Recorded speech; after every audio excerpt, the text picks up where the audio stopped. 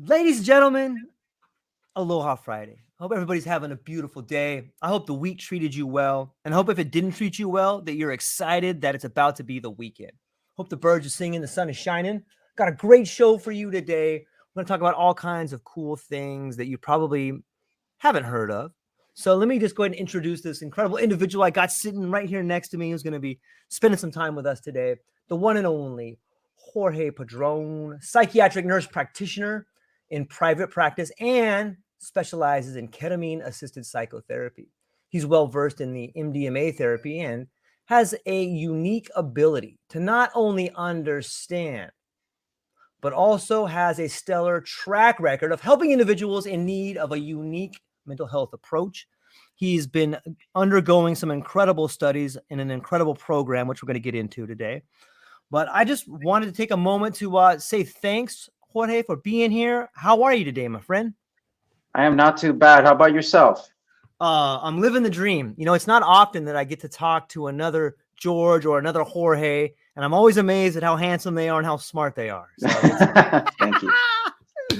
So, you and I were talking a little bit before the show, and I know that you have your own private practice. I definitely want to get into that, and I want to get into some of the things you're studying. But you had mentioned that you're currently enrolled in this program, and I found it fascinating so much that I had to stop what we were talking about and start the show because I want you to maybe explain to some other people what it is you're doing right now. Can you handle that for us? Yeah, absolutely. So, originally, when I really wanted to get serious about, or a little bit more structured about studying psychedelics, I went to CIIS, which is a well-known program. I think it's possibly the first university program for psychedelic therapy. So, I am a graduate of CIIS for their psychedelic research and psychedelics program. And it's a great program, amazing. It taught me a lot of the Western view of psychedelics, right? But for me, it was kind of missing a lot, and not the program itself, but just I think in America there's only so much we could do because it is such a new field, right? Even though it's been around, the legalities and things like that really have suppressed a lot of the research that could have been done. So we're really actually behind, I believe, than a lot of other countries, especially South America. Right. So there's this amazing program that I found in South America, which is it's a psychedelic therapy program, but they're called AW, and they're run by a nonprofit organization, which is run by this very good gentleman, Lila Vega. And so they really want to provide this experience of true understanding of, okay, this is what you would be doing in psychedelic therapy, right? So I'm in my second year of that program. And I found it to be fascinating because, not only because they integrate you with, for example, if you're going to do a Yahe tradition, which Yahe is a lot like ayahuasca, some people use the term, like they interchange the term, although there is some differences. There's a lot of similarities, but also there's some differences. So when you're doing this in these programs, you really actually go and you learn, like we were just in the Amazon not too long ago, and you drink medicine with the tribe. You're shown their way of life, not in a tourist kind of way, but really like, you spend an extended amount of time there. So really this program to me has been one of the best experiences, as well as it's been very eye-opening of how much you don't know, right? Because I've been involved in the psychedelic field for a little bit now, and I really thought I knew a lot. And then you start to get peel back the layers, and you realize there's so much more to learn, right? Uh, that being said, I think they're able to grow that way because one, a lot of these medicines were not really, they never really went away for them. It's a culture, it's a way of life, right? So they were able to really develop that. And the psychotherapists that work with these populations definitely benefit from the fact that they are able to take them to the Amazon. They're right there. They don't have to fly out of the country or anything to do this kind of work. So I've been involved in that program. I'm now in my second year. It's a total of 3 years for this program.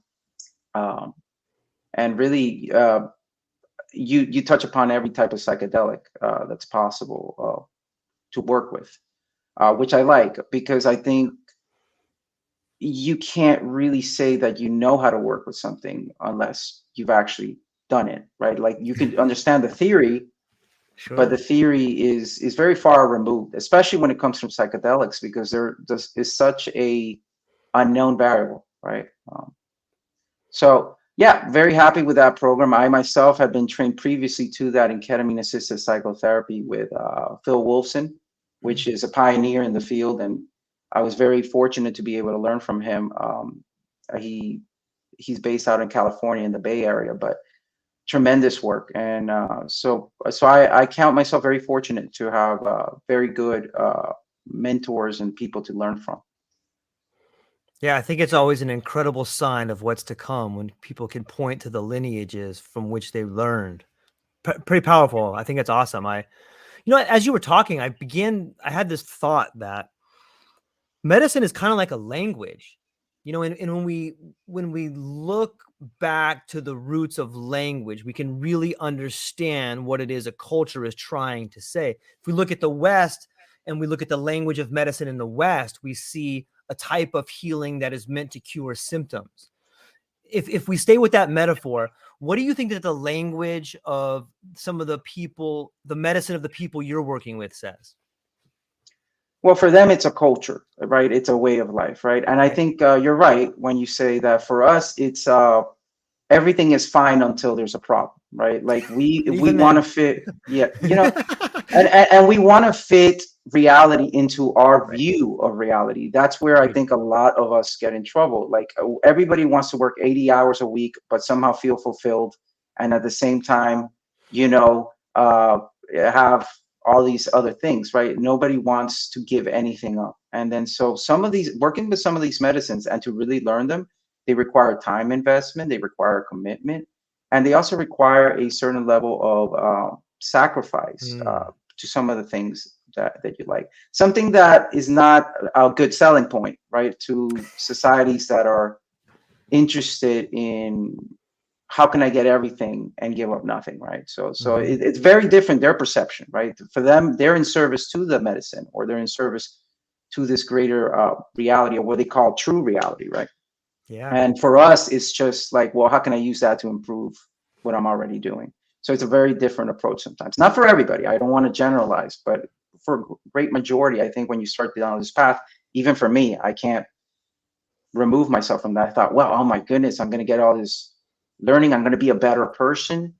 And, this is not about being a better person, even, which I think is hard to hear for other people. This isn't about being a better person. This is about being a holistic, an integrated person, right? And an integrated person may not appeal to everybody. You may piss off some people, Mhm. because when you're speaking the truth, it's not always very well received by everybody, right? Yeah, the truth hurts. And sometimes that means the truth you have to tell to yourself about giving up a life that you're living. I think that's part of people's journey too. At least some of the people that I've spoken to, it seems that people that build a pretty good relationship with themselves, first off, it usually begins to happen a little bit later in life. They start seeing these things that they thought defined them, whether it was a job, whether it was a certain education from a certain school, or they have these things that they identify with and they believe that's their identity. And when you start kind of coming full circle, as Shannon Duncan would say, coming full circle here, you start to begin to see this sort of merging, I think, of sacrifice and surrender. Like, okay, do you really need to have that title?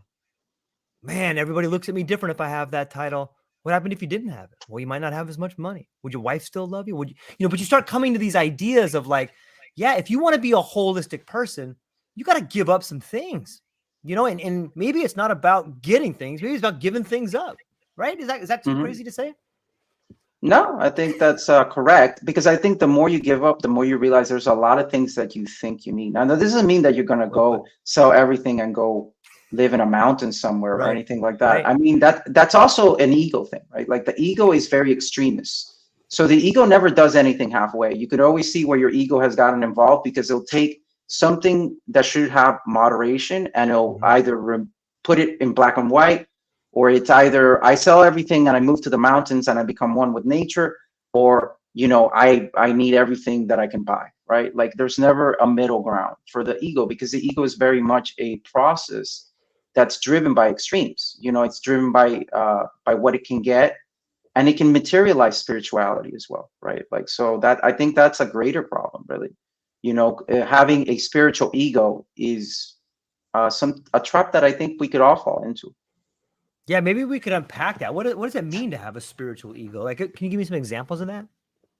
Well, right, like I think we all have an ego and you need an ego to one point. But when you have a spiritual ego, right, like you just replace material things with spiritual things, but you use them in a material way, right? So, like, I had this experience. My experience is greater than yours. I've drinking yahe or ayahuasca 30 times. You've only done it once, right? I can take this dose.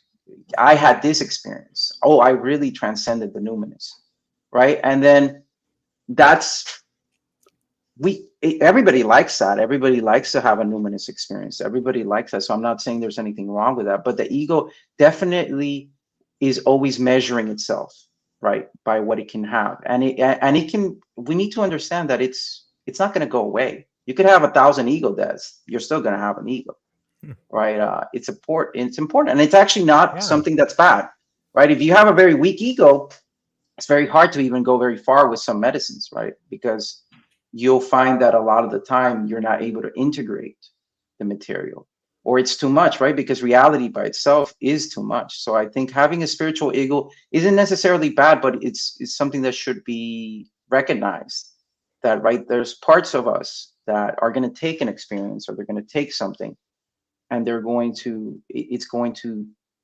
make it into something. It's going to try to give it some sort of meaning, right? And then the more attached you get to meanings and belief systems, the more you're going to suffer when those are stripped away from you. Because, I mean, how many times have you had maybe an experience that shows you that all of the stuff you thought you were doing maybe isn't so important, and maybe the things that you were neglecting were better for you? Yeah, a lot. What do you think awareness fits into that sort of equation? I think before you can have true awareness, you have to have compassion, right? And then compassion is also another word that is thrown around a lot. But true compassion means that understand that you're just a human being, and you're going to be greedy sometimes. You're going to do these other things, right?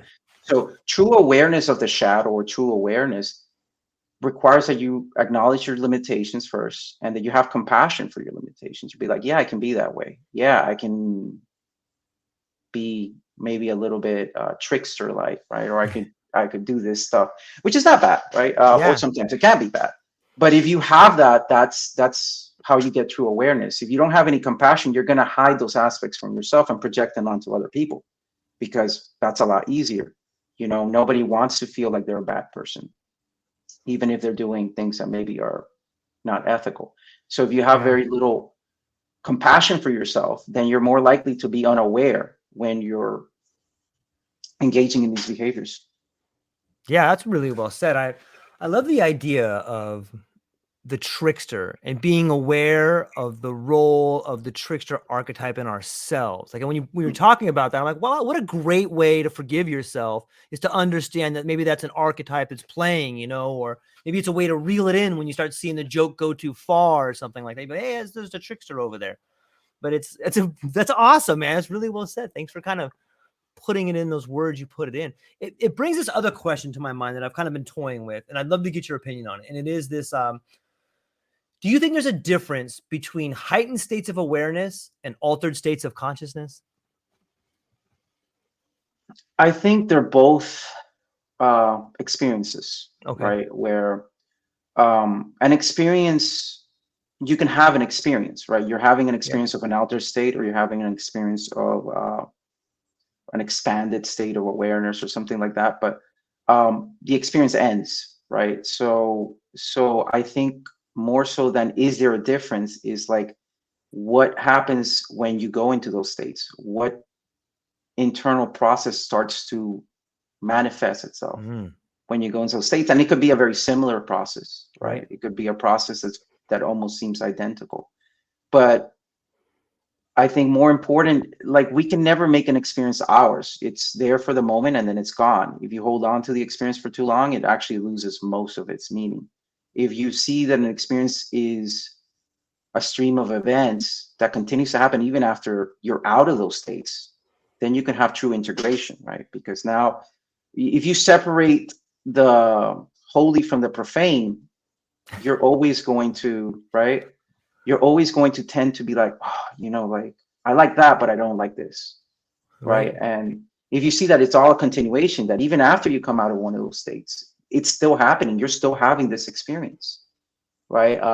I think that's more important to me, because that you can change that way. You can't change if the experience is encapsulated in this happened to me and then it ended, right? There can be very little growth there.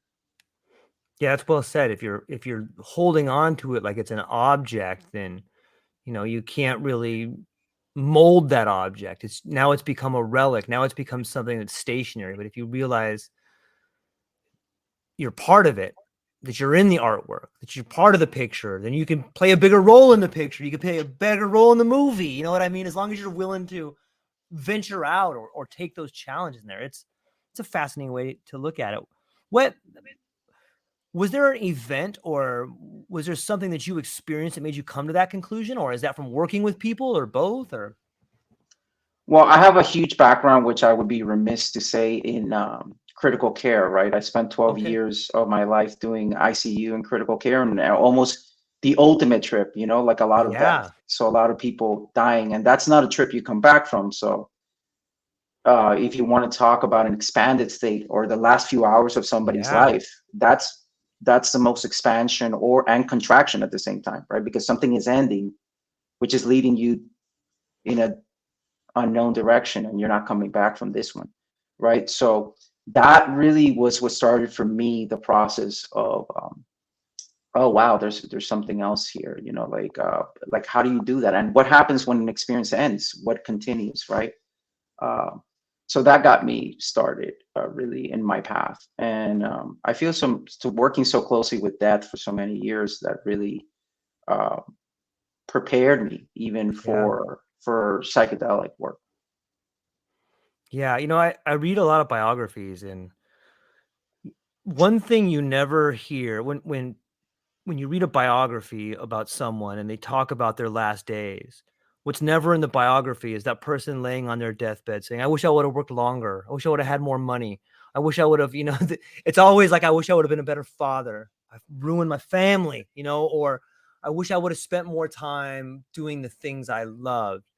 Is that it? So if we take that moment, we just hold that for a moment in a holding pattern.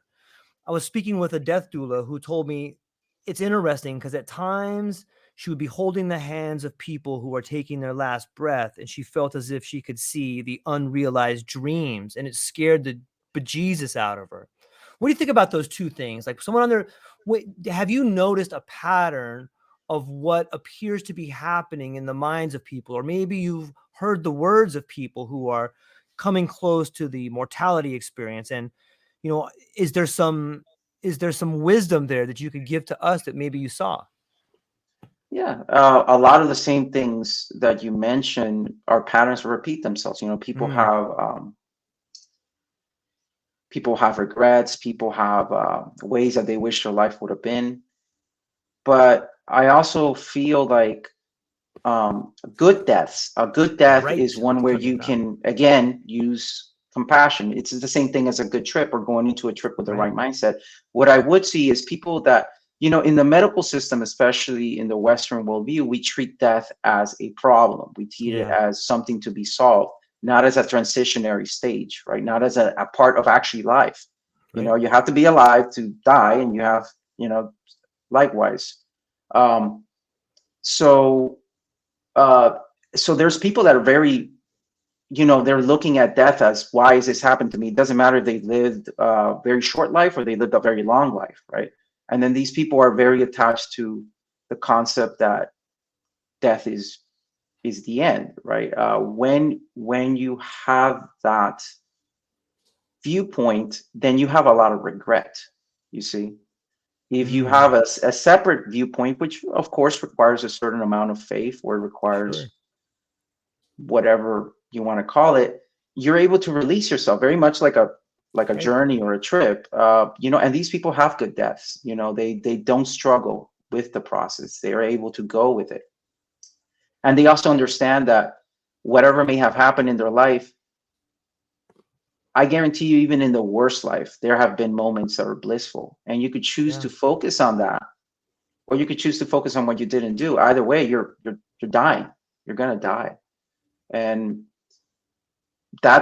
I think that's a gift that we were given as conscious humans, that we get to choose. At least, well, not all of us get to choose how we die, right? And we don't really get to choose what disease takes us, but we do get to choose how we look at our life in a life review, right? And although there could be some regrets, even in a bad life, there are moments of bliss. And if you're going to focus on regrets, you should focus on those as well. Or if not, you can't go into past, right? So what are you doing with this regret, right? Yeah. I think it's such a key moment right now to talk about this. With so many of, I was talking yesterday with a friend of mine, Zeus, if you're listening, you're an amazing human being. Thanks for the conversation. We were talking about the humanity, especially and I think it's worldwide. Like there was this giant generation boom, and hence we have the boomers. And there was, like, if you just think of the people on the planet as a one organism, as a body, this giant demographic of people in this age group are getting to a point where they're facing their own death. And a lot of them are passing away. A lot of them are moving on. And if we see by the people who have spent time with people who are dying, if we read the biographies, or we all have people in our lives that we have seen get close to death, and sometimes we see the anxiety, sometimes we see the dignity removed from it.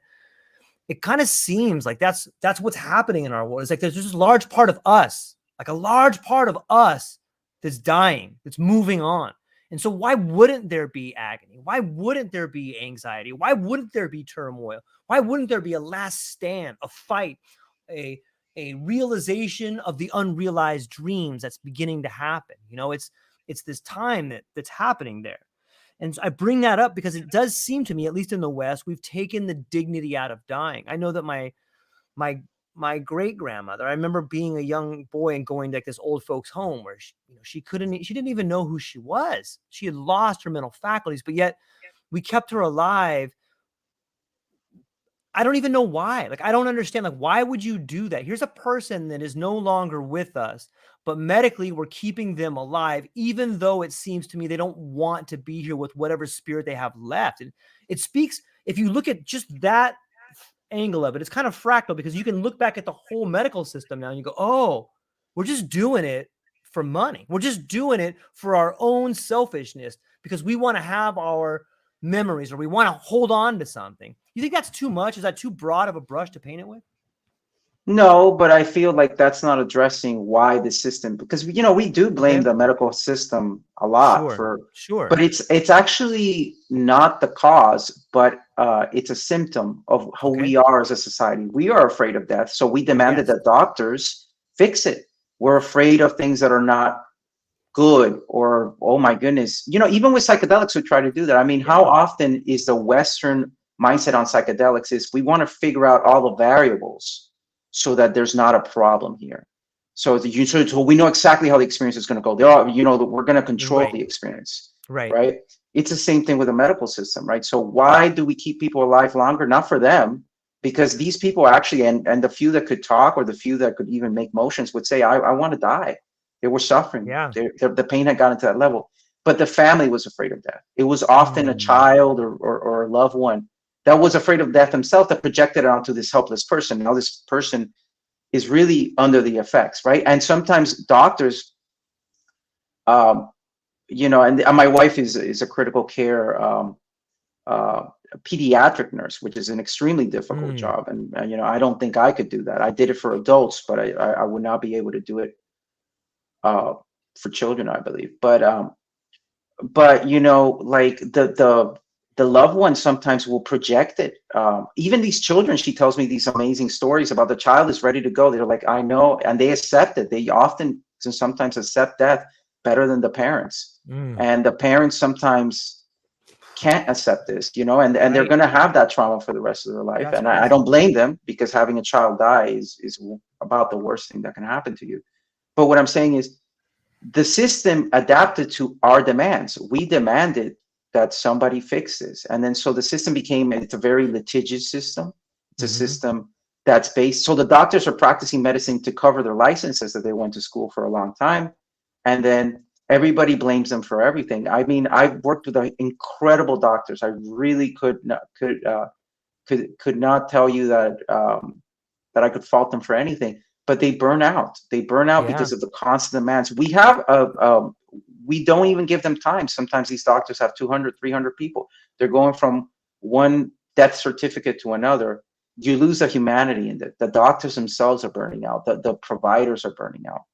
And the system yet keeps turning. It wants to be more efficient. People want to be seen immediately. Your problems need to be solved now. If I have a condition, I want it solved. But then we blame the system when it turns out to be over medicalized. It's over medicalized because we refuse to grow up. That's the truth. I mean, think about it. Everybody doesn't want anything that could possibly happen that's out of the script.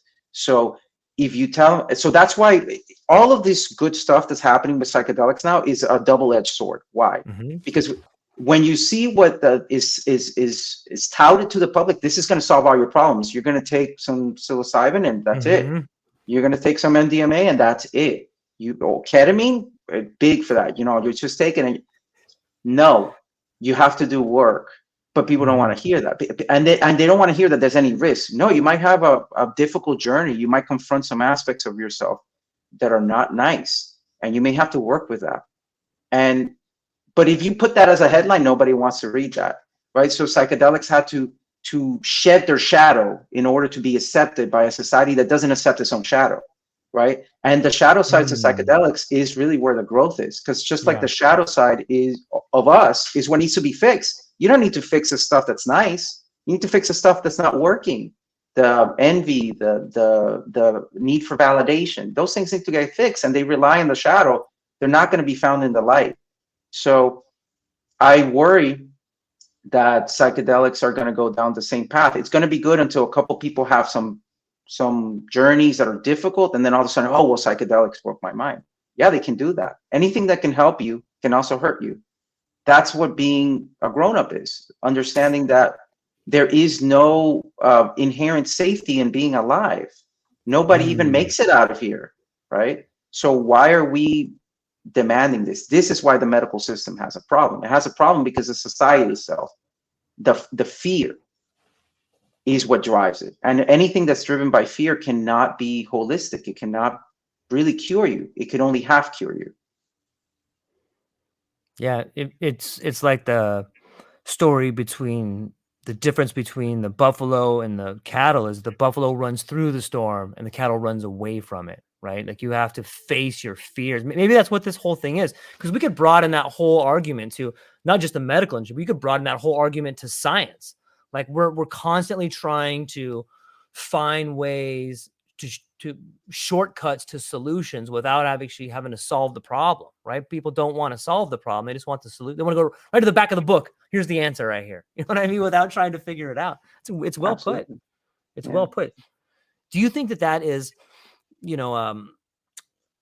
is that something that is unique to the Western ideas versus it's everywhere? It's samsara. It's a human trait. Mm, Even, you know, that's also another Western idea, to believe that people that maybe come from indigenous cultures don't have similar, you yeah. know, Yeah. not that they don't engage, not that they may be healthier about the way they go about it, but it's a human trait to not want to suffer. Mhm. That drives the majority of growth. And it's funny, in fact, it's necessary for growth. Yeah. But it's also a Western idea that, like, oh, you know, because we like to package everything, and then so it's like, oh, the people in the jungle, they're really spiritual, but we're not now looking at them as people. We're looking at them as avatars for our own Mm, broken spirituality. And then so when you engage with them, you can't engage with them at a real level unless you realize this is a human being as well. They may have different gifts and traits than us, but they have similar needs, and they have needs for love. Nobody wants to get hurt. Nobody wants to suffer a loss if they don't have to, right? So I do think it's a human trait, not just a Western trait, but obviously because we are a less cohesive society, and we're let's just say we're younger. We're a younger society than most of these societies or cultures that we would be comparing ourselves to. I still believe we'll get there eventually, with a lot of pain and issues, but I do believe we'll get there. But we also have to understand that it's a human condition. Humans, if I tell you, hey, you could walk to get a cup of coffee, it's going to take 10 miles, or maybe you could have a less good cup of coffee, but you don't have to walk. It's like right across the street. You're going to go right across the street. It's a human trait. Human nature.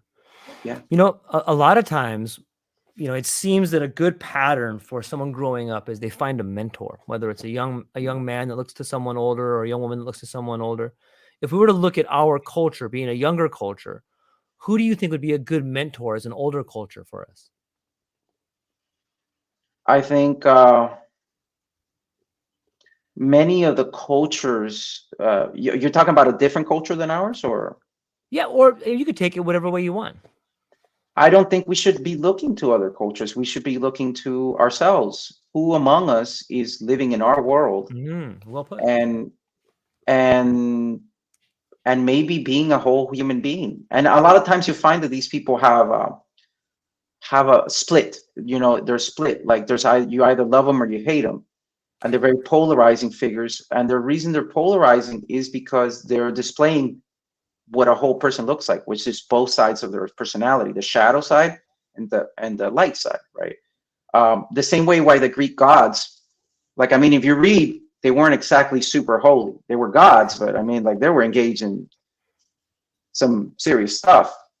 But that is why there was no need for a real devil in their society, right? Like, even though you had Hades, it's not really the same connotation we give the devil, right? So in this society, we split that off. So the people that we could be looking towards, we're always looking to criticize. We're looking to see what's wrong with them, not realizing that they're human. And if they're actually authentic, they're going to actually show their shadow side. It's actually the people that you don't see their shadow side that are the most dangerous, because those are the ones that appear on the news. I can't believe he was doing that all this time. I can't believe she was, right? But those people appear on the news. Why? Because a shadow that's hidden is the most dangerous thing. So the people we should be looking for is people that maybe have something to say, maybe something provocative, not necessarily hateful or anything like that. Of course, definitely not hateful, but maybe something that gets you thinking. And I think there are many Western thinkers that, I mean, Phil Wilson to me is one of them. He's not, he doesn't beat around the bush, but I like the way he approaches things. Jorge Llano, which is the father of the man that did the course that I'm in right now, is to me a great example, because not only does he have the lineage from working with the graniceros, which is a Mexican tradition, and also working with Yahe and the Kofan, he's a psychotherapist, so he actually has blended both worlds. And I think that that's really what you should be looking for. How do we blend the knowledge of the old with the new knowledge and create something that works for us, instead of trying to take from cultures and take out the culture, take from the culture what we want, and then, not the other parts, right? Like, we're just going to pick and choose. You can't do that. You have to create your own thing, or it's not authentic. Yeah, it's well said. Maybe that's what's happening now. Maybe that's why there's so much chaos, is that, and chaos is just the state in which things happen before a new order is born. It's a beautiful thing that can be embraced if you're willing to accept it. And maybe that's why it's such an exciting time for so many people, is that the people can see an opportunity to do things different. And it seems, while that opportunity doesn't always come around. Maybe it's cyclical, maybe it's a tide or something like that, but it does seem like we're kind of in that area, right? Maybe this is a time to be celebrating. Yeah. I mean, this is a growing pains, right? Right. They're not Agreed. called growing pains for no reason, right? They're growing pains. People are going to mess up. We're going to find some things that didn't work.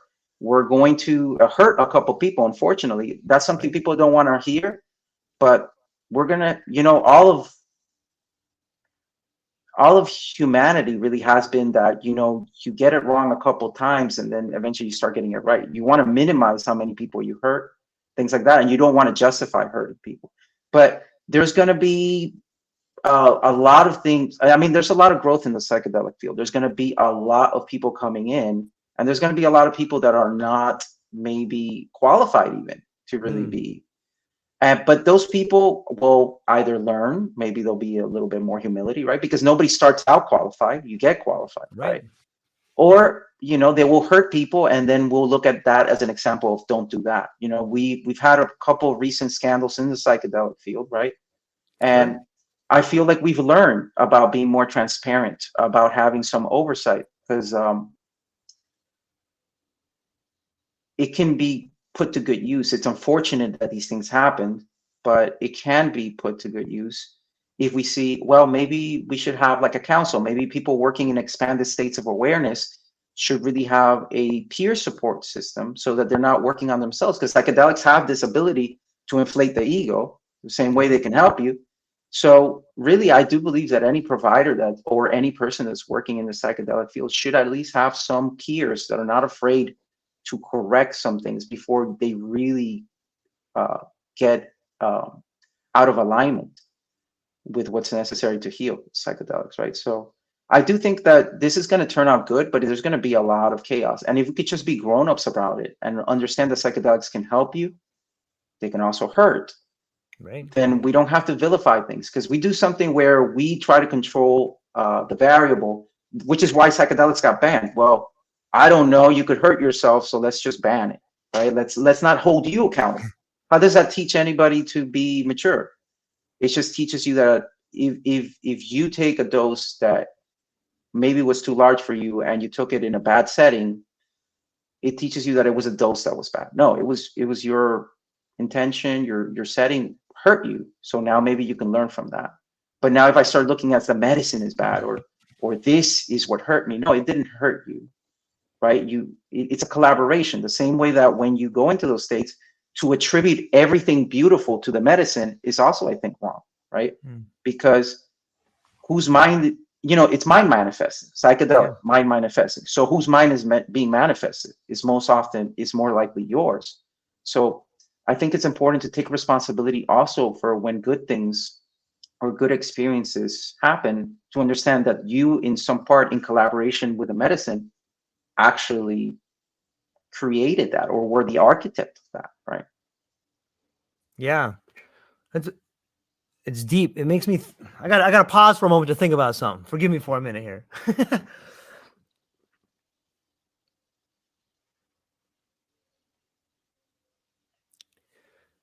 Okay, so it's this idea of self-responsibility that is a really good thing, and we touched upon it earlier when we talk about medicine and we talk about death.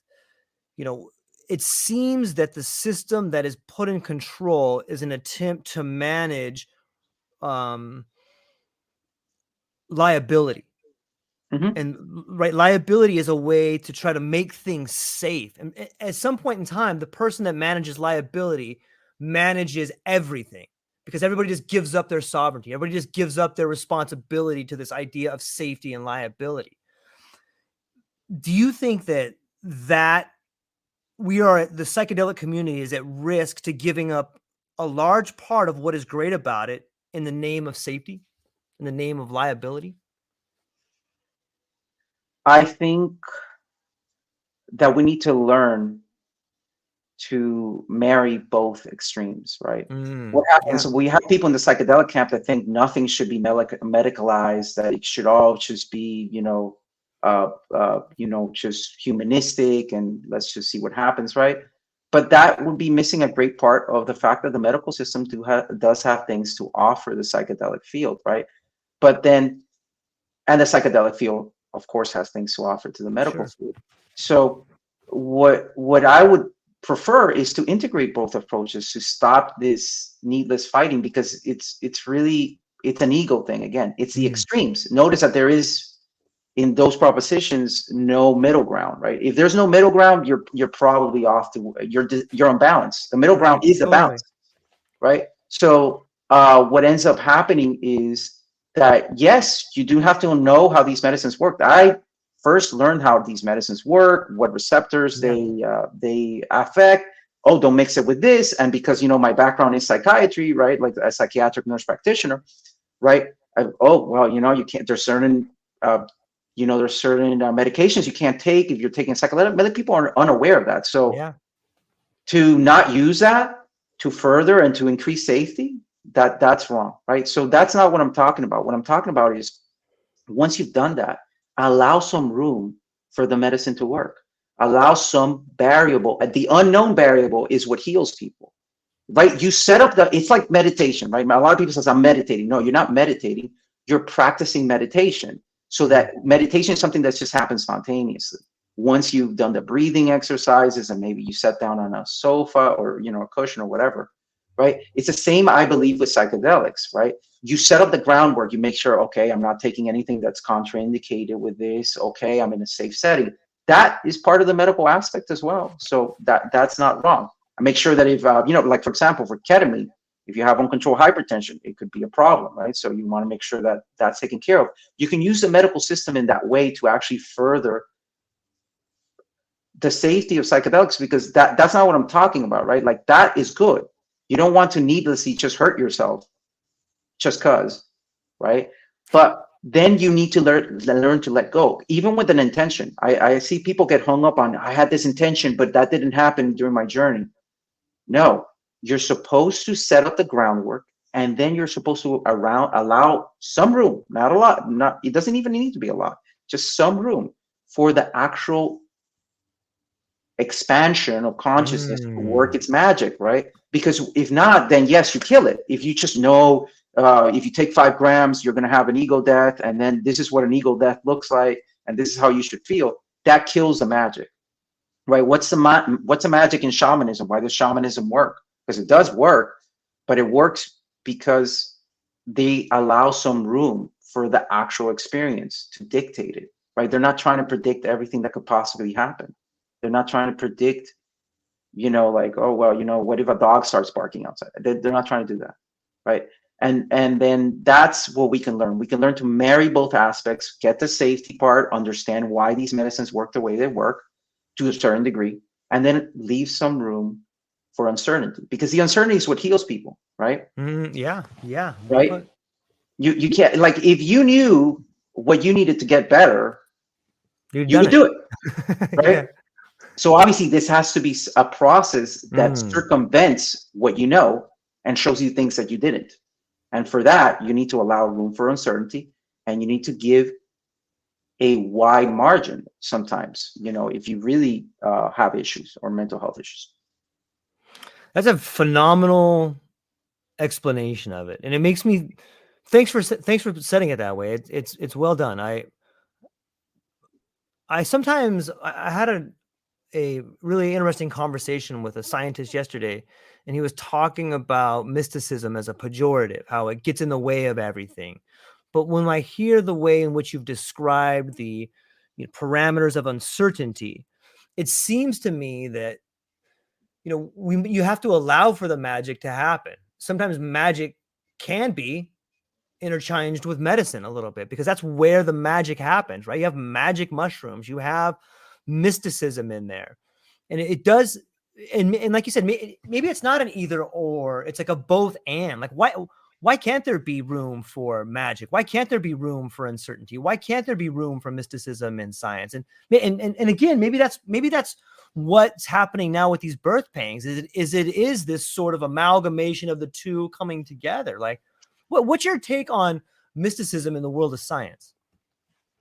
Well, I'll put it this way. I'll try to Okay. make it simple, right? When you're going to grade school, right? Do they teach you English? Yeah. Maybe if you're right. And do they teach you math? Yep. right? They don't just teach you one, right? Right. And if you try to apply mathematic equations to English, does it work?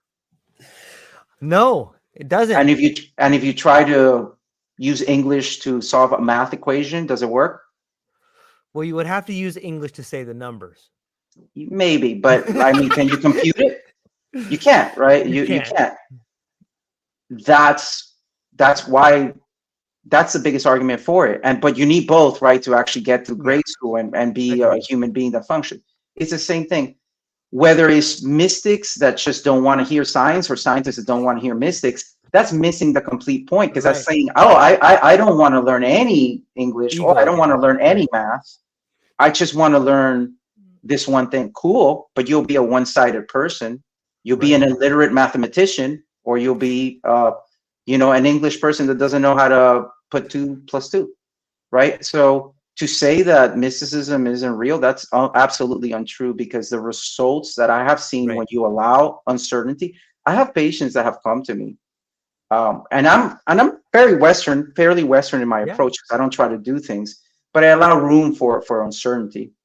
I have patients that come to me that have had 70 ketamine sessions, and I'm not touting my own horn. I'm just saying I don't do anything different. I just give some room for uncertainty. I literally don't do anything different. And they just, in 1 or 2 sessions, why didn't I get these results before? It wasn't because I did anything. It's because I didn't do anything. I didn't try to do something. So I do believe that people that don't allow mysticism or mistrust it are very neurotic by nature. And then and they're no better. It's a belief system. They're both belief systems. So you're saying that one belief system is better than another. Like, that's not a rational argument. That's like saying that an experience is invalid. That's also not rational. Because if you experienced it, it may not be a shared experience, but it's an experience. Somebody experienced it, right? Like, how could that not be real? It's real, but it may just be a singular experience for you. It may be a collective experience. Many people may share it, right? But I think that that's really my argument against both camps. You need both if you want to actually get somewhere. And why is it that people don't get better with psychiatric medications? If you don't need the mysticism, right? Why is it? Why is it the psychedelics? Why, like a lot of psychiatrists initially they struggled with, like, why are these people taking these dangerous medications? Why are you taking a medication that makes you vomit and poop yourself? But yet, if you take Prozac and it just gives you an upset stomach, you immediately stop it, right? Have you noticed that? Like, because Prozac will give you some nausea in the beginning, but people will stop it. But people will go and defecate and vomit with ayahuasca. Why? Because you know what? You can't use a medical medical approach to achieve a spiritual means, and vice versa. So you need both, right? Yeah. And then we are giving people medication, but we're not giving them an experience. So if you're having an experience of a depressed person, because that's your experience, you're experiencing life through depression, I could give you Prozac and it could work, but there's no experience. There was nothing there, right? So there's always something missing. And you see many of these people relapse, or you see, if you look at STAR-D trial, or you look at any of this, STAR-D is like one of the greatest trials ever done on antidepressants and their effectiveness, and it was found not to be that great. If any other medication, 50% or something, wasn't it like 50%? Yeah, that's not great. It's so silly, right? But why? Because we missed the experiential component. If you're having the experience of a depressed person, and I don't give you an experience of someone that's not depressed, it's very hard for you to see where you need to go. So what do psychedelics do very well? They get you out of the experience of being a depressed person, and they put you in a different type of experience. It could even be an experience that doesn't make any sense to you. It could be a transhumanist experience that I saw aliens, but somehow I feel better, right? And you attribute that maybe to the chemical component, but how much of it was also that you were able to get out of that narrative, right? Because it's almost like, have you ever been enthralled in a really good book and you just forget, and you just like are reading the book, you almost forget time. I think that that's what happens to us all the time. We get hypnotized by our own experiences. And then if you're having a depression, anxiety, that experience hypnotizes to the point that you can't separate from it. And you see it in people where they say, my depression, my experience, my anxiety. So they owned it. They don't even, you know, you don't say, Right? It's become part of them. yeah, you don't say that if you get an infection, you don't say well, you know, you wouldn't say like, you wouldn't like take ownership, but you do Right. take ownership of these experiences because they're in your head. So they almost hypnotize you into believing that this is what your life is. You're reading this book, you're reading the book of the Great Depression of Jorge, right? And you're reading that book and you're not putting it down. So then when you take a psychedelic, because they're able to get you to put down the book very effectively, now you see that you're in a library and you get to choose what's, maybe I don't want to read the depressed life of Jorge Padron. Maybe I want to read the life of you know, Jorge Padron that went to the park and, you know, I don't know, did something Yeah. fun, right? That's why they work better, I believe, than what we have in psychiatry today. And this is why people are risking prosecution, and they're risking even being harmed to take these medicines, right? Why? Because the medicines that we have are missing a primary component of what it means to be a human, which is the experiential factor. There's no experience in just taking a pill. Yeah. It kind of seems like the medicines we have today force people to stay in this reality. They deny them the daydream. They deny them the escape from the mundane. You know, it seems that whether you're reading a good book or whether you're daydreaming at work, you're attempting to escape the daily monotony. And if you're forced to live in a monotonous world, if you're forced to read the book you don't want to read every day, you're going to desperately try to get out of there. And if you're locked in there, it's even worse, man. Like, why wouldn't people be depressed? Like, why wouldn't they have anxiety? Yeah. The good news But is we have more medicine. The bad news is the medicine doesn't work.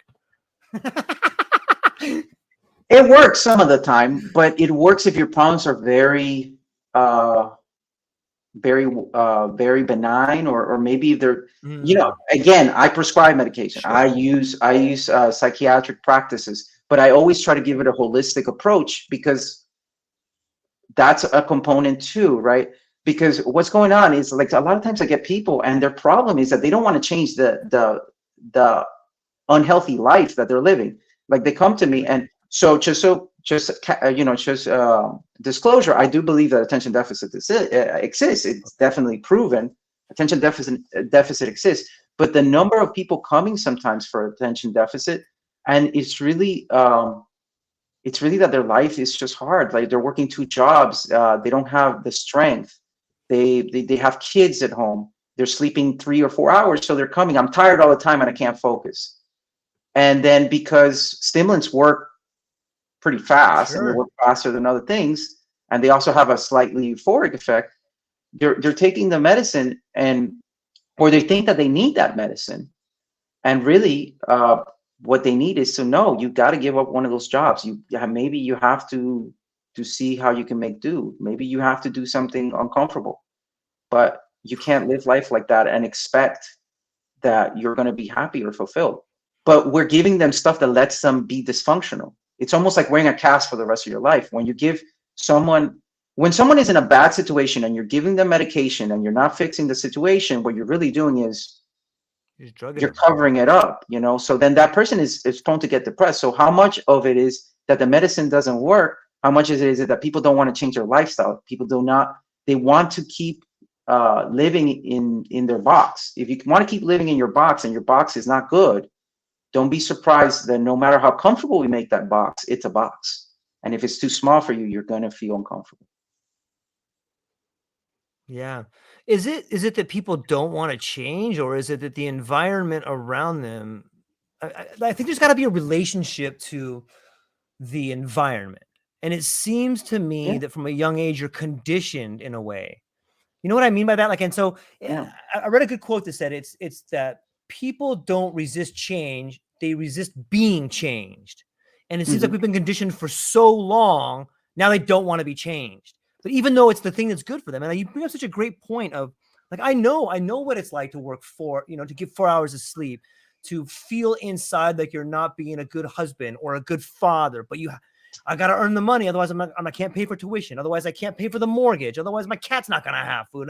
Like, it seems that modern society is so wound up in this idea of having that we've given up being in a weird sort of way. Like that's a sickness in itself, right? Like, and I don't know how we get. I don't think there's a solution for society. There's only a solution for the individual, but that does become the solution for society. If each person can just stop for a minute and be like, what am I doing? What the heck am I doing? Like I'm missing out on everything that's important, and I'm trading it in for a handful of dimes that at the very most make me happy for a little bit. And I got to take taking all these stimulants to get through my day. It's kind of, even though I feel slightly euphoric on some level, it's making me callous to the things that I really like. Maybe like it's really sad, but in a way, isn't all great stories have a bunch of tragedy involved in them, right? Like, and it's that tragedy that forces us to feel the exuberance of the end of that great book. And that's kind of a shotgun out the back. But what do you think as a doctor from that particular story there? Is that kind of what you see? Well, I'm very big on saying that I am a nurse practitioner. I'm very proud to be a nurse practitioner. Yes. And I like to always emphasize that, because I think nurses are specifically situated, right? Because nurses try to heal you with what they try to go with the healing process. They don't try to go against it. So that's something that I like about nursing very big, right? Like nurses, I think it's a shame that there's not more nurses in the psychedelic field, because nursing is ideally suited. Nurses support the healing process. They don't try to take over it, right? And I'm not saying that doctors do, but some can. And I'm not saying there's any better or worse. I'm just saying it's part of just tendencies. So I think that, yes, without pain, I wouldn't be this person. I wouldn't even have gotten any of this training, because I just didn't want to suffer. I also don't want to suffer, but I said, well, this seems like it's the only thing that really makes sense, and it works, and it's not covering up something. It's not pretending that my life is great when it's not, right? So I do think that suffering produces change, but there's a whole lot of people that are suffering needlessly, and they're like stuck in a cycle of endless suffering. Even if they get out of one problem, they just get into another problem, and it's patterns. You're right. Society has taught us, because it was never the job of society to make whole individuals. It was the job of society to make individuals that go along with whatever, what's good for society.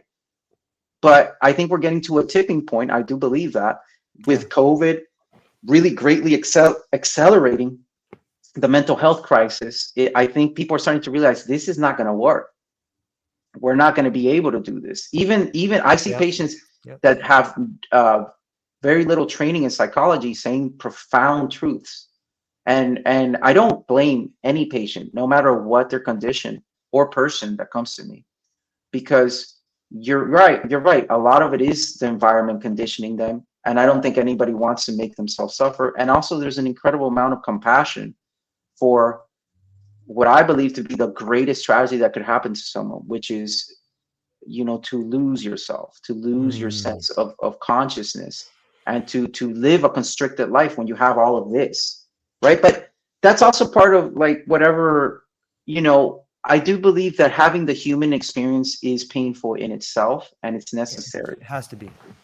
Right? Because that's the only way, because that other realm that we love so much, I love it too, is very amoral. It's very impersonal. It doesn't really care. If you notice, like some of the messages you might receive sometimes are not really very convenient. And so you need to, it's true. And you need to moderate that. You need to be like, okay, well, and that's where the ego is handy, because the ego is always going to kind of advocate for you. It's going to be like your manager say, hey, no. Come on, buddy. You don't need to do that one. Right. And then if the ego is a great servant and a poor master, the ego was never meant to really be running the show like it is for most of us. And there's a great book, I think you may be familiar. It's a famous book, The Master and His Emissary, where it really talks about, and it talks a lot about this concept. When the servant starts to believe it's a master, it gets neurotic because it doesn't have the skills of the master, right? And then so that's what's happening to people, right? Like they're living a constricted life. They're living a life that yes, there's some change can be there, but knowing how to suffer is very important, because pain for pain's sake is just masochism. It doesn't really lead to growth necessarily. Now, Yeah. if you know how to suffer, it's like a master gardener. They could turn it into compost and it could produce even more fruit. But you need to learn how to do that. So it's not teaching people to avoid pain, but teaching people what to do in a painful situation. That is what I believe we should be focusing on. Yeah, it's a beautiful way to put it. You know, if you can learn in small steps to sit with suffering, then you can learn how to hold it. You know, and like that's a tough thing to do in the beginning, and maybe that's why life just throws us little things at first. It's like, hey, maybe, and if you begin to think of your life like that, hey, all of a sudden you can kind of see it from like a third person perspective. So the same way on a high dose psilocybin trip, you get to see yourself in a third person or from a different perspective. If you can see your relationship with suffering from a different perspective, I've found that helps, because you can see yourself holding it. Okay, give it back. It's like a crying baby that's not yours. Like, this is awesome. Okay, let me hand back the baby for a little bit. Good thing it's not my baby, but it's interesting to think about it from that concept. And I really like that idea. I also really love the ideas of Ian McGilchrist in his books, which they're not easy reads, but they're really rewarding reads. And if we could talk about that for a minute, sometimes I look at that idea of the intellectual scalpel versus the hemisphere of seeing things from a metaphorical point of view or the big picture point of view. And I've used that sort of paradigm to look at the way in which, at least in the West, I can't speak to other countries because I don't have a lot of knowledge about it, but it seems in the West we have taken this route of specialization, the same way that the intellect tends to specialize with things. Do you think that specialization, not only in medicine but in our culture, is an issue? It's an issue when you don't realize there's things outside of your specialty, right? It's an issue Right. where it's not an issue in itself. Okay. It's I'm coming from the point of view that I have I Of specialize, course. in Of certain course. things, right? But I am aware of things outside of my realm, and I am aware how it affects my little bubble, my little specialization, Mm-hmm. right? So I think it's efficiency that's a problem. We want everything to be efficient, and efficiency sometimes it's like quality over quantity, right? Yeah. Efficiency, wanting to be more efficient is, I think, more of a problem than specialization, because wanting to be more efficient, you cut out Mm-hmm. a lot of the fat, and then a lot of this fat is actually ends up being important. Like, and you look at this in discoveries that initially, like you look at junk DNA, you look at things like that, Okay. initially thought to not contain anything, and I'm like, oh, it contains like a lot of stuff. Maybe there's something in here. And you look at that also with companies that again, I'm very much for progress, but I'm like, well, how can we take what psychedelics do for us, but how can we make it so that you don't really have to like sit there for an hour or so, and you don't have any, and there's no risk of a bad trip? How can we do that? Because that's more efficient, right? Now Mm-hmm. you're trying to turn it into a pill. I believe that those approaches will work in the beginning, and then you will need to progress to the real stuff, because I don't believe that is looking at the whole picture, and it's in the name of efficiency. Because why are we in problems? Not because we specialize, because we want it to be efficient. So spirituality, not that efficient. How does spirituality put food on the table for me? Maybe if you're a pastor or something like that, or you're Mm-hmm. very good at or enlightened or something, maybe you could put some food on your table, but it most likely won't. So then in the name of efficiency, you start to cut out things until you cut out so many things that you're not even a person anymore. You're just a machine going through motions with some sense of empathy or something.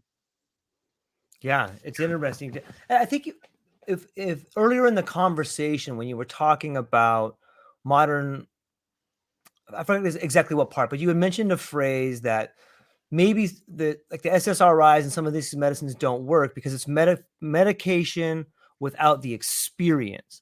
And I think that is a large part of what we see in some of these trials, where they're trying to take the the trip out of the drug. You know what I mean by that? Where they're trying to find a way. Maybe it's for a patent, maybe it's for efficiency, but it does seem along that same pattern of, hey, how can we give them the medicine without the experience? And that it was a great, I don't have my pen in front of me, which I normally have when I was going to write that down.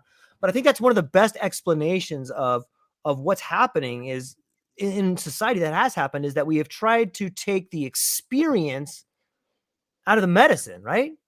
Yeah. And the experience is what heals. For example, Yes. when psychotherapy. I'm gonna get my pen. I'm gonna get my pen real fast. I'm sorry. Yeah, no problem.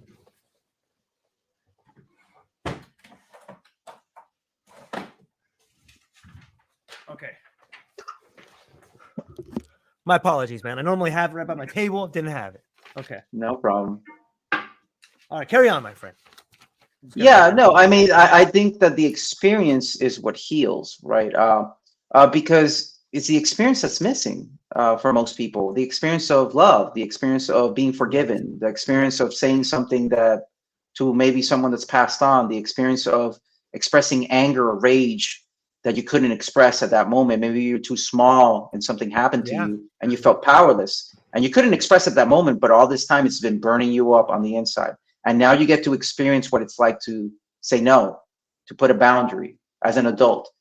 That is why people get better. At least when I treat people, that's why people get better. They don't get better because I said something really clever or witty. They don't even get better because all of the medical stuff that I do. They get better because they have an experience of what it's like. It's a corrective experience, right? So when you take the experience out of the medicine, I really think it's a disservice. I was in Wonderland, Miami, this past year, and there was a speaker, and I don't want to besmirch anyone, but there was a speaker saying, well, we're getting like, we're really being very respectful. So we're getting someone from Harvard to inform us that we're being ethical about the way we're making this ayahuasca pill. Yeah, but you didn't ask the people that actually came up with it in the Amazon. Yeah. You didn't. They're not on your advisor console, right? And then he made the statement, yeah, because who wants to vomit and, I don't know, have all that stuff. It's like, right. Cool. You just took away the experience. The purging experience is very important, right? Because it's something that also happens even without that medicine. How many times when you're really scared or afraid or something happens, you feel nauseous or like you want to throw up? Why? Because there's a connection there. There's a reason for even these archaic practices working. They work because they're using the entirety of you. Why does therapy sometimes not work, or talk therapy sometimes not work? Because the therapist is not able to get an experience. Why are some therapists so good at what they do and others subpar? Because the subpar one doesn't understand that the talk doesn't help anybody. The person intellectually knows what's wrong with them. Mm-hmm. It's not like many people are very smart, especially many of the people that come into therapy. Yeah. They're very successful individuals. You think that intellectually they don't understand that they're engaging in this pattern, but they don't feel it. They're trying to use an intellectual process to feel. That's like using your ear to eat. You can't do that. Right, it's never going to work. You're going to get an ear infection, but it's not going to get in your stomach. Right. So when therapy is good, it's because it provides an experience. The person had an experience that maybe between them and the therapist, they collaborated and something came out of that. And then that got them better. Whether medicine is involved or no medicine is involved. That's really what healed that person. Right. Not because you talk to them every week. Because there's people that sometimes I get them and they're like, well, how long have you had a therapist? Oh, 20 years. Oh, what's the therapist? Oh, they're like a friend. Right. Maybe. But that's like a friend you pay for. Yeah, that's paid friend. Because the reality is talking about the same problem is not going to fix the patterns that produce it. That's like trying to stamp one ant at a time instead of taking care of the anthill, or seeing that maybe there's a crack in your window where the ants are coming through. It's not. It's actually, you're never going to get there. You may kill one ant, 100 more will come to take its place. And that's what happens with thoughts, because thoughts are like ants. They are constantly producing your brain, and they're not inherently true or untrue. They sometimes refer to something that's more true than not, or may have been true in the past, but they're not inherently true. you just take them to be true. Your brain processes like, well, this thought about stopping at the red light, I am driving. That's probably a good idea, right? So you engage, but you make it true when you engage in the behavior. The thought itself had no substance. So then what happens when people are engaged in just talk therapy? It's just a thought process complaining about a thought. You're just a thought process complaining about the same thought. There's nothing. So feelings are a necessary part. Feeling, spirituality, or whatever you want to term it. It doesn't have to be spirituality, but spirituality is I look at spirituality instead of as its own ends, as a system. It's a mechanism that was very effective for our ancestors, for us, and for many of the people that work in psychedelics, because it's a system. It's like a writing system. It just does what it has to do very well. It creates an experience for the human being that they're able to tolerate suffering. They're able to reframe something that could have been meaningless into something that maybe is meaningful.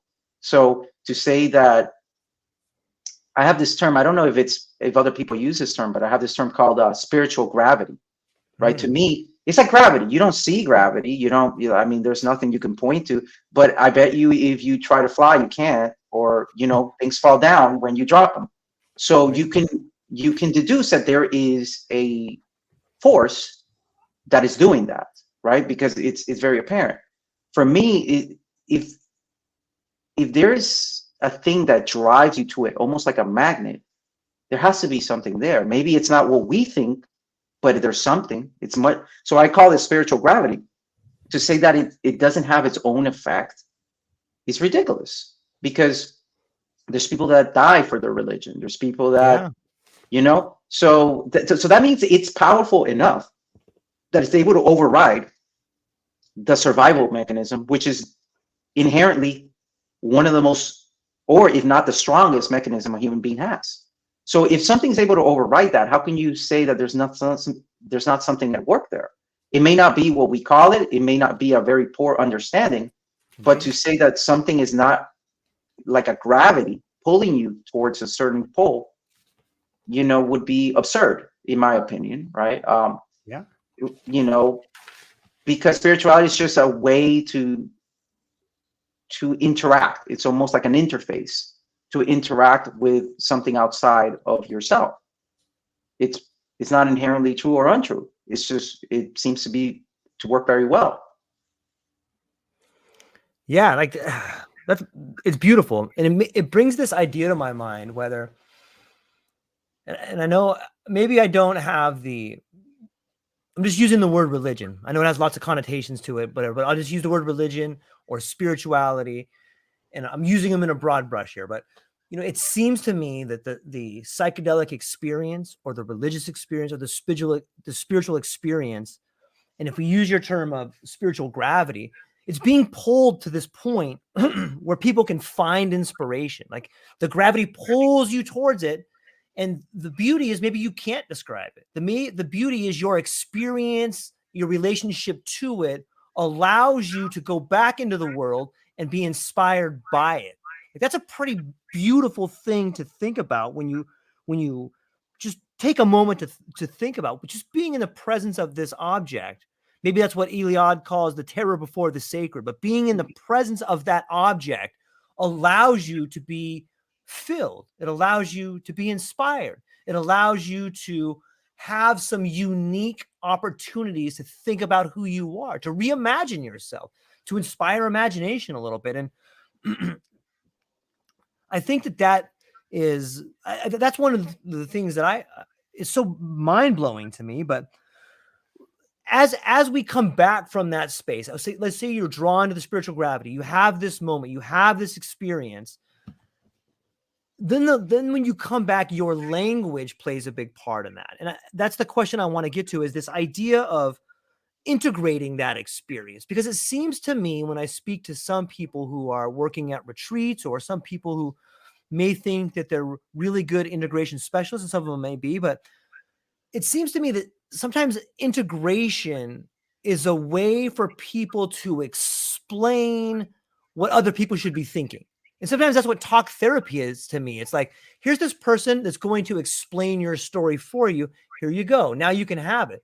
But doesn't that limit, like maybe what we're not doing is allowing or teaching people to have their own story, teaching people to have their own experience. I know that's kind of a wide range, but does that make sense? Like so you have that transcendental object where each person can go and have their own story. Maybe what we're lacking is people learning how to have their own story. What does that kind of make sense? Was there a question in there? I tried to No, make that in yeah. there, but okay, thanks. No, yeah. I get the gist of what you're saying, which is, Mm. yeah, but for you to make your own story, first you have to feel like you can, right? So Okay. we told Yes. people you can't, because everything we do is a validation thing. Oh, did you have the same experience I did? Oh, maybe my experience is wrong. So for someone to be able to produce their own story, to produce their own version of things, they first have to understand that it's okay for them to do so. And you're right about integration. A lot of times integration turns Right. into let's constrict something, let's make something that's infinite finite, Yeah, or exactly. like Exactly. let's Yep. shrink it into something, Yeah. right? Yep. Integration is a process that's very dear to me, because in fact that's my specialty. Yeah. Really, I would say it's integrating not just psychedelic experiences, but life experiences Sure. overall. But there is a way to do it, and the way you do it is really more of an art than it is a science, because the way Well you put. do it That's is well put. you basically make the person, you challenge them to push against you. You tell them that it's okay, and you also confuse them. I know it seems crazy, but you want confusion. Confusion leads to growth. You want to make it so that they are not able to get from you what they want exactly, Right. because they want to. You want They the want you to. answer. The moment you give someone the answer, you ruin any Yeah. therapeutic effect that the experience has. But now if they find the answer for themselves, it has amazing benefit, which is why you'll see that a lot of shamanic practitioners, or practitioners that are really good in that realm, um, they always half speak. It's always like a half speak. It's like, he's meant something, but what did he mean? Right. Did he mean this? Right? It's almost like you can never get a straight answer for them. Why? People say, oh, that's because they don't really know. No, because that's the way you speak about these things. You don't approach it head on, you approach it from the side, because this is the kind of thing that if you look straight at it, it disappears. If you look at through your side vision, it's the only way that you can see it. And it's the same with integration. Yeah. If you give someone a little taste, even if it seems nonsensical, it will spurn in them. First, the brain will try to come up with an answer. Right. Maybe they meant this. They'll try to verify their experience by going to Reddit. It's like, did anybody else have this experience? I don't know. And then when they give up and they still have this naggingness about them, then they'll come to their own conclusion, because inherently these experiences have no meaning until you give them a meaning. Right. Right? You are the meaning maker, and that's a scary proposition. Yes. Yes. That's It's not what we huge. wanted to hear. It's like, Right. wait, I made this the meaning. Yes, you did. And that's what being human is about. Because if you think about it, to be a god or to be a reality is to forget yourself. You have to be so vast that you can't be one thing. So to be a human, to have a human, so for consciousness to have a human experience, it has to constrict itself. It has to make itself into a knot, and then it has to give itself meaning. That's the only way that this can work. If not, it wouldn't be endless. If not, it wouldn't be vast. It would just be, very finite, and you could get finite results, but you couldn't get what we would term miracles, or whatever, whatever you want to term it. So yeah, I think first you have to be comfortable with the fact that your experience may be an experience nobody else has, and the meaning will have to be found by you and not somebody else. And a good integration specialist, a real one, will not give you the answer. They will confuse you and frustrate you a little bit so that you come up with it. Because at the end of the day, you can't change anybody. People have to change from the inside. Yeah. It reminds me of two sayings, and one of them is, you give a man a fish, he'll eat for a day. Teach a man to fish, he'll eat for a lifetime. Right. And then the second one is, in life, you can't control what happens to you, but you and you alone get to control the meaning of that event. And that's such a powerful one. Like, it can mean whatever you want it to be. the person you love the most dying can become the greatest gift of your life. And like, if you can understand that, like, boom, all of a sudden that realization that you're the meaning maker, it gives me goosebumps, man. Yeah, but you see, the danger in that It's is intoxicating. that no, the danger in that is Okay. everything we hear is through the ego. So the ego hears that, I'm like, oh yeah, I like that. I like that, right? But but this is the extra piece that the ego hears that wasn't said, right? Like the message is pure, Right. but the ego adds a little, a little extra to the message.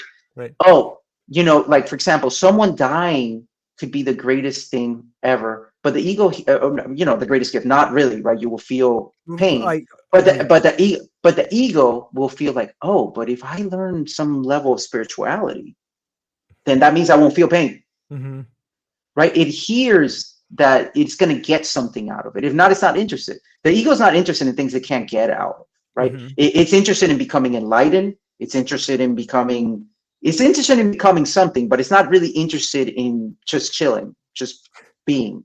It's not interested in that. It's interested in acquiring something, because the ego is like a very gluttonous. And I'm saying it in a way that I know it seems negative, but the ego is not a negative thing. Right. It's a necessary process for all humans. And it's not something to get rid of, but it's something to be aware of, because it's a more animalistic nature. It's more animalistic nature it's not interested in having, it's interested in acquiring. Once it has it, which is why once you have something, it's no longer as pleasurable. It was only pleasurable when you didn't have it, right? So it's always after that. And then so we want to be careful as we go towards these realms, that we know that he's coming along for the ride, or he or she, or whatever name you want to term the ego. And I like to preface it a lot like, I think one of the clearest explanations of the ego is the Lord of the Rings franchise is great, because Golem is a lot like the ego, right? It actually is actually what guided Frodo to the mountain, right? And actually bit off his finger. I mean, everybody should have watched the movie by now. So right. And then it burned itself up with the ring, but that's what actually completed the process, right? Frodo by himself wouldn't have been able to make it. Right. And it's just like that. Like a person without an ego is not even able to go into these spaces and come back whole, because the ego is what integrates you back. It's like, no, we got to put this shit back together. Like, what do you mean? And it does that. And in some ways, it's the ego's imperfect nature that actually allows you to progress. There is no progression in a being that doesn't need crave something. So the ego's own negative traits actually lead to growth if applied correctly. Yeah, it's beautiful. It's well said. I love earlier in the conversation, you had addressed it on some level as the trickster. And it does seem like, hey, let's go do this. And we could totally do that.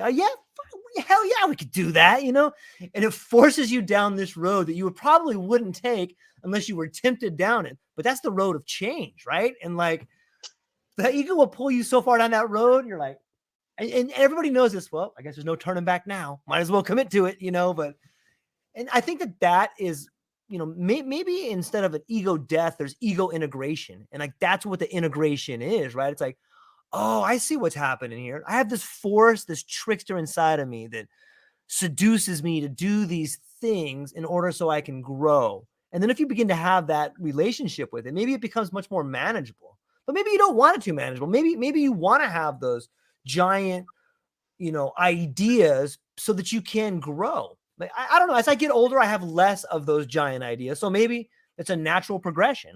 What's your take on that? Well, it's also like I guess this is not something that can be proven, but it's also the concept of like, is it really your idea, or is it are we just a receiver? Right. Yeah. Right.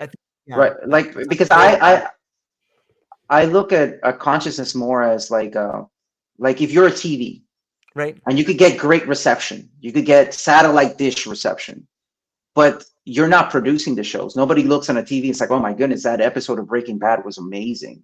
This TV is a genius. This TV is a genius. How did it write such an amazing conclusion, right? No, the TV can be a great TV. It could be a high definition TV. It could vary, 6 feet long or whatever. but it doesn't really come with it. And I really, for me, losing interest even in my own thought process required that I'm not really the one Right. producing this. I'm just like sometimes a receiver of whatever, you know, and then sometimes I could be very clear, you know, and sometimes I could look like another fool. And both things are possible, right? Right. It's not really up to me. So I think people that sometimes we term them as um, people that are very witty or things like that, they're really just tuning into that frequency. So they're really just a clear TV. They're a TV with great reception, and they can Right. pick that up. But the ideas themselves are not coming from that. And I think that that's why consciousness, it's been so hard to find consciousness inside of the brain, because it may not be something that's coming from the brain. We may just be the receiver of that field. Yeah, that kind of speaks to the idea of like the non-locality of mind, right? Have you heard some of like what is that? Is that a similar concept? Yeah, it's a similar concept. I think there can be a mind with no body, and there that concept has been around for a long time. Alexander David Neal, which was one of the first to report, she was one of the first women that actually got into Tibet, and actually back when Tibet was closed, to foreigners, and as a woman, she disguised herself as a man, and was able to infiltrate. And she reported the concept of tulpas. Tulpas are thought beings. What they. I'm not saying that it exists or doesn't exist. I'm saying the concept of it, right? And then the concept is that they would focus really hard on creating a being made out of thought, and then that being would be like a servant, but it would have their own independent thought process, and it would be completely independent of their own body, even, right? And then you see that concept has actually been popularized even in modern day times by people that they create a separate personality in their brain Mhm. for themselves. Not that they don't have split personality disorder, but they have that. So how is that possible? That for you to split your consciousness in that way, right? I do think that there's something to it. There might be something that maybe is not really in this realm. It'd be hard to prove or disprove that, but I think there's a lot of the term I use, spiritual gravity, pointing in the Mhm. direction. The shamanic practitioners engage in that realm. Where are they getting their information? It's outside of themselves. So are they tapping into what we call the collective unconscious? Are they tapping into other areas, right? But what are they tapping into? We don't know yet, and maybe we don't need to find out. Maybe the moment you find out, you unravel the whole piñata and it doesn't work anymore. Maybe it works because it's unknown, and Mm. even something that doesn't exist can have an impact, right? Yeah. It has an existence in itself. Isabel Clarke is a very good, I believe she's a psychologist, and I think she's from England. And she has this concept. She works with schizophrenic people, and she Mm. basically, instead of just medicating them, she teaches them to interact with their reality and integrate into this reality. Talk about integration. Yeah. And That's amazing. and then she talks a lot about shared reality and non-shared reality, right? Like you What's her could name have again? Isabel Clarke, Okay. and she talks about shared reality and unshared reality. Schizophrenic people or people having a bipolar manic episode, Yeah. they're in a reality, but they're in their own reality that's independent of a shared reality, right? So it's the reasons that approaches are so poor is because you're trying to tell them that that's not happening when they're having that experience of Right. that reality. So a better approach would be to integrate and be like, okay, how do we get you back into shared reality? If you look at a lot of spiritual emergencies or spiritual crises, they're really that you are engaged in a process. It's not shared, and then so it's very hard for you to integrate that and interact with other human beings. So the approach is not to suppress that process, but to integrate that process. And then you can have both, a little bit of both, right? A little bit of both worlds. Uh, but it's not efficient. Again, we go back to those terms. We want efficiency. The whole reason why we can't see everything and we need psychedelics sometimes to open our mind and to look at these concepts is because even our own organism has a drive towards effective techniques or efficient techniques, and then so it hides a lot of extra information that it thinks you don't need, so that you can make decisions a little bit faster. So maybe you can get out of the way of the speeding car, right? But I think someone that has progressed or any human that has progressed to have technologies that lets you access these other realities or these other consciousness or this other uh, states of awareness, to not use that would be silly, because it would be to not see the whole complete picture. Yeah, it makes me wonder too when we think about I remember, I don't think Terence McKenna is the progenitor of this quote, but he was the last person I remember saying it, and it's something like, reality is not only stranger than you imagine, it's stranger than you can imagine. When you start thinking about from that angle, like, wow, you start thinking about communication, whether it's the communication you and I are having here, even though there's no felt presence of the other, I'm not next to you. And you start thinking about the way we live and the world we live in, and some people are isolated, and what role does fear have in that particular realm of understanding or manifestations of truth? Like it really, whether it's the monks that seek isolation or the psychedelic experience that allows us to disassociate for just a little bit, there's so much unique wisdom that comes from even a small moment of isolation, be it chemically induced or be it a trip to a mountaintop. Just breaking away from society for a minute really allows us, I guess you can hear it in speeches throughout time. Like even MLK is like, I've been to the mountaintop. You know what I mean? Like it's in the lexicon, it's in the language. And that brings us back to the ideas of the receiver and the reception.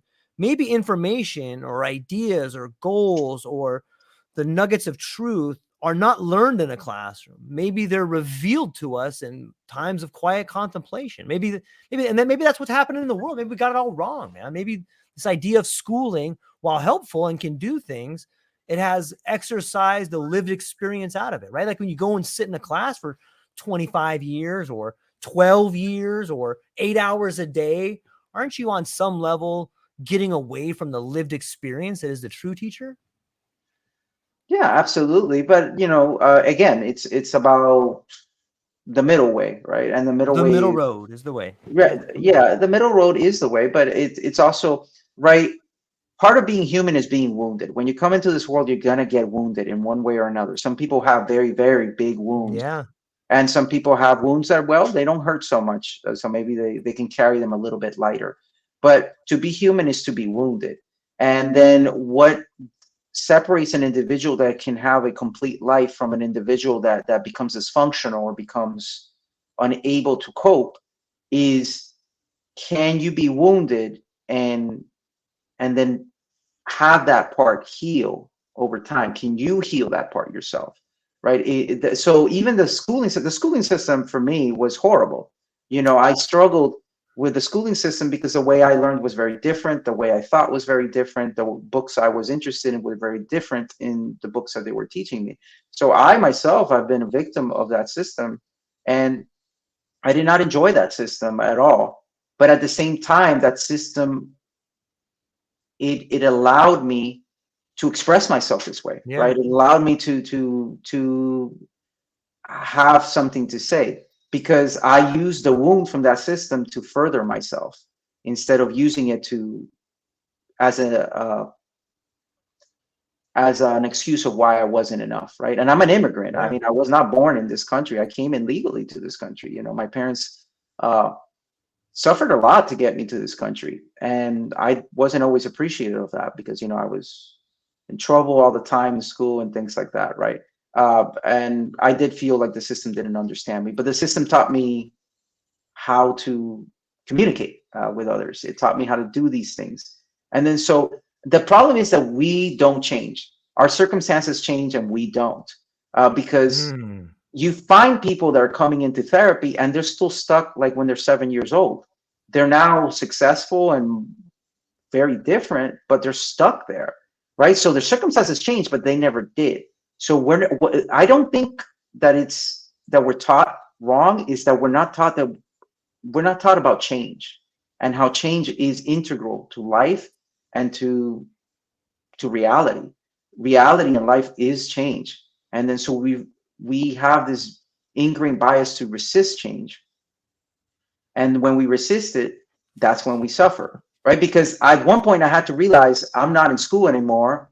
I can choose what I do, and I can choose what field I like, Right. and I can choose to now get straight A's, and I could choose to now be at the top of my class, and I could choose to no longer feel like I'm isolated. I am now going to associate and socialize with people, right? But I'm not saying everyone can do that. I'm not saying everyone can do that without help, right? I know I am fortunate in some ways to have found this out at a young age, Mm. but I understood that if I did not change, my circumstances would continue to plague me. So you need to change with life. And a lot of times it's like a bad dancer. We're out of sync with life. You know, we're out of sync with life. So like we're taking a step a little too late, a little bit Yep. too before the time we're supposed to take the step. And then life is a really good dancer. Life and reality are the ultimate dancer. And then we're here, in this dance of life, and we got 2 square feet. And it's not that life wants to hurt us. It's just we haven't learned how to dance, Mm. and then so learning to dance is very important. Um, even if you got 2 left feet. It's so poetic in nature. It's beautiful. When I think about a lack of change, when I think about mental illness and how a lack of being able to integrate change could result in mental illness, I'm reminded of the lack of rites of passages that we have in the Western society. I'm reminded of the you hear echoes of a quinceañera or a bar mitzvah, but for most people, they don't really have a community rite of passage. There's not a lot of that. And I'm wondering if, you know, isn't that a form of shared sacrifice when people can go to that rite of passage and learn what it's like to change, and then they can embrace it? Because sometimes they get to be the person clapping, sometimes they get to be the elder, sometimes they get to be the kid that goes through the ceremony, and you get to play a different role in these rites of passage. What do you think about rites of passage? And is that something you see in the program that you're in now versus what you learned at like CIIS or one of these schools here? What I greatly respect about the people that are in the program now is that they're willing to be criticized. They're willing to not cater to your every whim, Mm-hmm. but they want to give you a real experience. I really like the main, the progenitor of the program, Lila Vega, because he shows you instead of trying to like tell you. He's Right. very quiet individual. In fact, very hard to even have a conversation with him because he's very quiet. But he just knows, and you can see it because it's in the little things he does. And then so this program is a lot about showing, not telling, and I like that Yeah. because you have to show the goods. If you really know, there's a saying, obviously that's pretty famous, that like those that know don't speak, and those that speak don't know. And obviously there's exceptions sometimes, uh, but I really do believe that a lot of times if you really have a certain understanding, you can just show it very easily. Yeah. It's just natural. You don't have to try too hard. And if you really don't have it, then you have to put on a lot of theatrics, a lot of like, you got to wear certain things, stuff like that. And I think that that's missing. You can have all the garments you want, Mm-hmm. but it's not the garment that makes the magic happen, right? So this program to me is, if it's not the best psychedelic program that there is out there now, it's at least one of the best, because they really do put you to your limits, whether it be confronting your shadow or things like that. They really do. And so I have nothing but good things to say it, even though, because the program is hard. At the very first couple of times, especially the first retreats, I was like trying to bail. I was like, I don't know, this is too much. This is too much for me. Like I like the Western approach, but it was very hard for me to integrate the Western approach with this approach. Not to say that they don't have Western viewpoints, because they're psychologists as well, and they have therapists on board.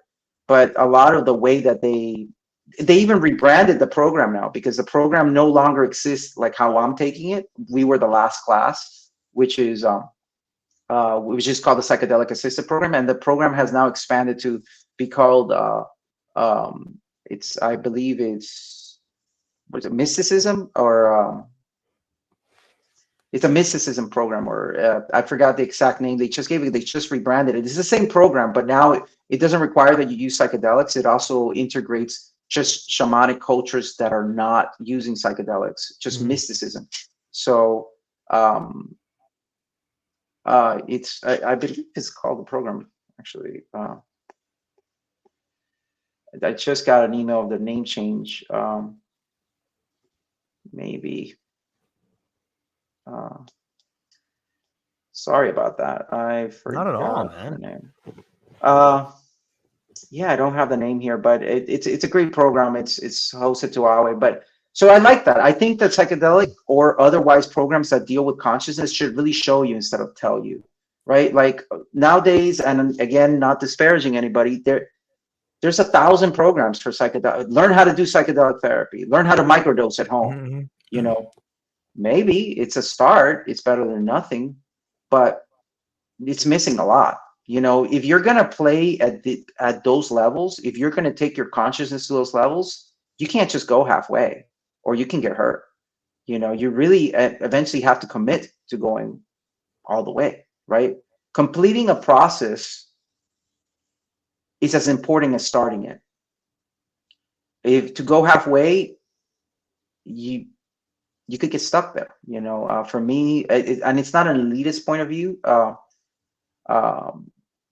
But it's really like, if you're going to do this, if you're going to open your mind in that way, make sure that you understand that it's not always going to be convenient, that you could have periods in your life that you feel unstable. You could have periods in your life where you're actually healing, but it looks horrible. Your marriage is falling apart. Things are not working out for you at your old job, your corporate job, or something like that. And then it doesn't look very healing, but there could be a change there. But if nobody prepares you for that, it could be very destabilizing. You know, like, and it's a half completion of a process, so you get hurt by that. It's another trauma to add to the belt. So it's very important that we have more programs that show you instead of tell you, because telling is not how this stuff works. You know. Yeah, I guess that's where the shared sacrifice comes into play there. I wonder sometimes about sometimes the question appears that we have an epidemic of mental illness and we need lots of people to help with that. And it seems that one of the answers is to try and educate as many people as possible, even though in that education it might be lacking. Does that, there's kind of a paradox there, because maybe you're educating people as best you can, but some of them may do more harm than good. Is that just a messy process, but we're trying to make it the best we can? Is that the human nature in it, or what do you think about that? For this, I have to disclose my bias, right? My bias is obviously I studied a lot of this. I have a lot of experience in this, so I have a bias. If I would say I didn't have a bias, I'd be lying to you, right? I'm trying to be very straightforward. Sure. I have a bias, so this is my bias, and this is my bias view. That's a really wrong approach. Is it going to turn out fine? Maybe, because I'm comfortable with chaos, but maybe some other people aren't. I think it's a wrong approach with this. It's like telling a bunch of people that don't know how to swim that they know how to swim, and then you take them to the ocean and you drop them there, and then they drown. And they're like, why did we drown? We thought we knew how to swim. No, you didn't. Maybe you knew how to doggy paddle, right? But you're not a swimmer. And then so again, I have my bias, but my bias is there's a lot of people that have very little experience, or like they say, well, I learned from the medicine. Well, even the tightest in the jungle, they take 7, not even 7, like they take 30, 40 years to say that they learned from the medicine. So I don't think you're a prodigy that learned it in a year or two, right? How to really speak to the medicine. Most of the things that you're seeing are probably projections of your own ego. First, I think I have a great psychoanalyst, that I, whether I'm doing good or bad, it doesn't matter. I try to show up. And the reason is because I need that, so I do think that it doesn't have to be psychoanalysis, but anybody that's engaged in this field should be really aware of themselves, and they should have someone constantly reflecting back so that your shadow traits are not getting in the way of what you're doing with people, right? Because they're not my issues become your issues, right? So for example, I know I have this bias, so I have to be able to drop it. If a patient of mine comes in and they are now a facilitator and they have like a year of experience, I have to be able to drop that bias to help that person. Because if I can't drop my bias, I'm going to hurt that person. You see what I'm saying? Yeah. That's a very overt example, but that's how biases work. And I really do believe we're telling a bunch of people they know how to swim when they don't. And then the psychedelic field is very famous for attracting people that love the edge. Not so much now, because now we're getting more people, but there are a lot of people in the psychedelic field that they love the edge. So they already themselves are not super balanced. And then now the medicine is not helping them balance anymore. And then they're saying, I'm going to love everyone. And that, cool. That's not the way that it all works, you know, because you're just not seeing your shadow. I don't agree with that approach. And I think that, unfortunately, although people don't want to hear it, if you want to be good at this, you better be ready to make a lot of sacrifice. I am not ashamed to say that I have made a lot of sacrifices to get my knowledge. I have made a lot of, and I don't know anything. I think I don't know anything anymore, but it doesn't matter. To get this not knowing, it had to be a lot of sacrifice. And a lot of times that I thought I knew, I had to be humble enough to learn that I did not know. And if you're humble, then maybe even if you don't know, maybe you won't hurt people. But there's nothing worse than thinking you know something you don't. And I think that a lot of people are getting the message that because you took a course or something that somehow you are qualified.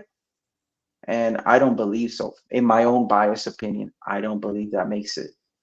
So now you can go and do whatever you want, because I don't stop people from doing that. But when you hurt people, you know, I get stories all the time, you know, because when some of my patients come to me or something like that, or people, I don't like to use the word patients because I didn't price that they're ill.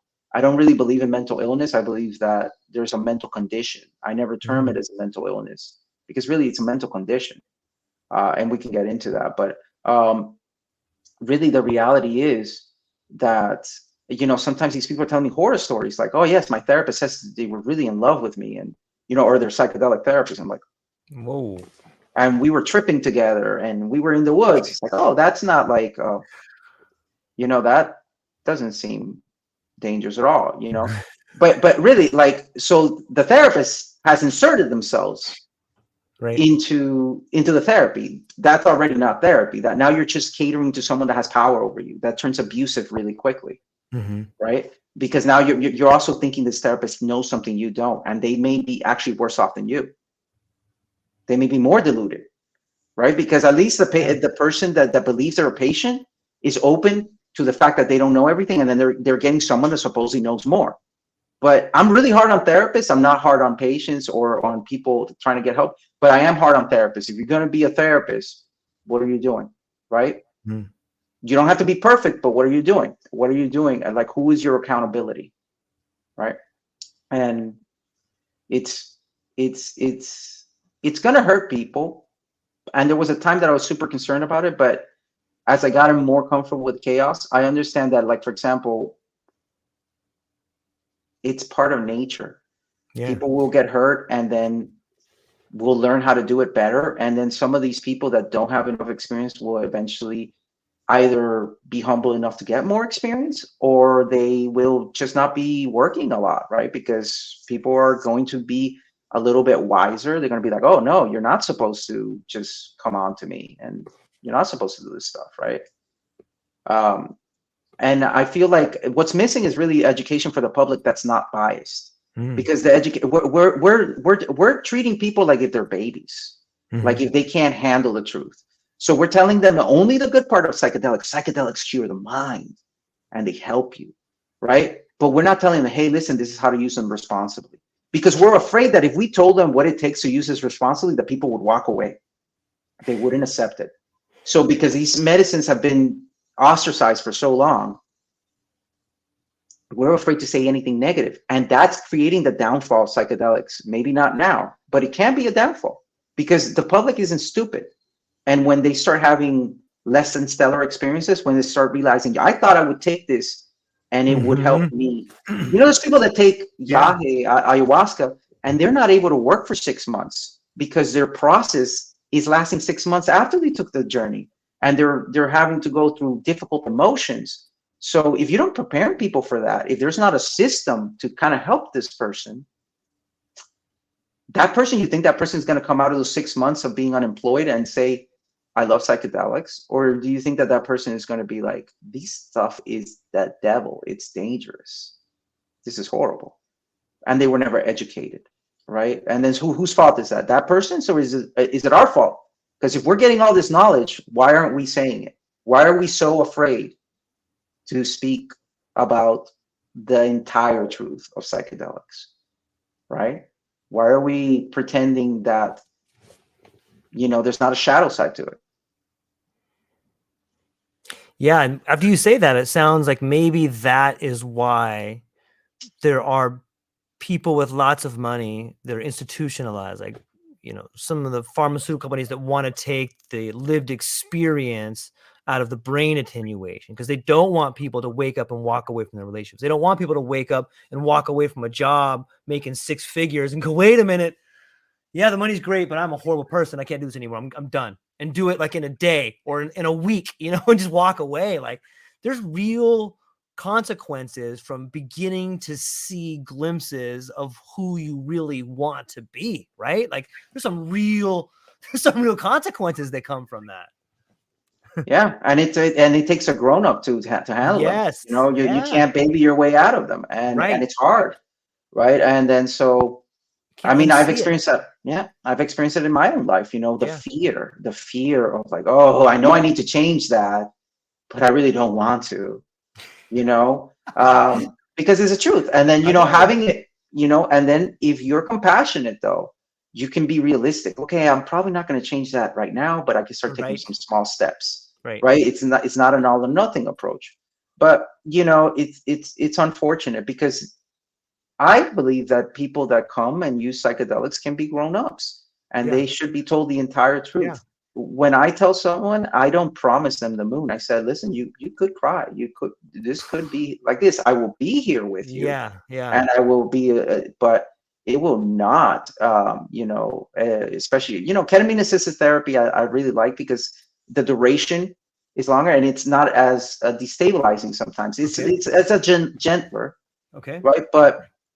But it can still produce a near-death experiences. It's very famous for that. It can produce some very deep, profound experiences, especially if, like what I said, you allow some room for the unknown. You account for that unknown variable.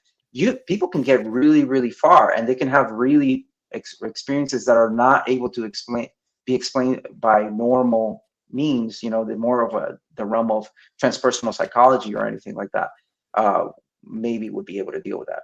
But it allows, the person feels like they got the whole picture. They feel like, okay, I knew that this was going to be hard, so they don't get hurt. I'm very proud of a lot of the people that I have worked with, to see that, even though I don't have to work with them anymore because they've made so much growth. Yeah. And now they're able to do that. Yeah. Right. Because my job is also to become obsolete. If you depend on me to always interpret things for you, or if I don't give you any tools, it's like what you said about fishing. You're always going to have to be coming to me to do that. Yeah, and I'm just changing one enabler for another isn't going to help you. So one of the big things I emphasize in the way I approach things is, you're going to grow. You're not going to like it. Sometimes you're not going to like me, but you're going to grow.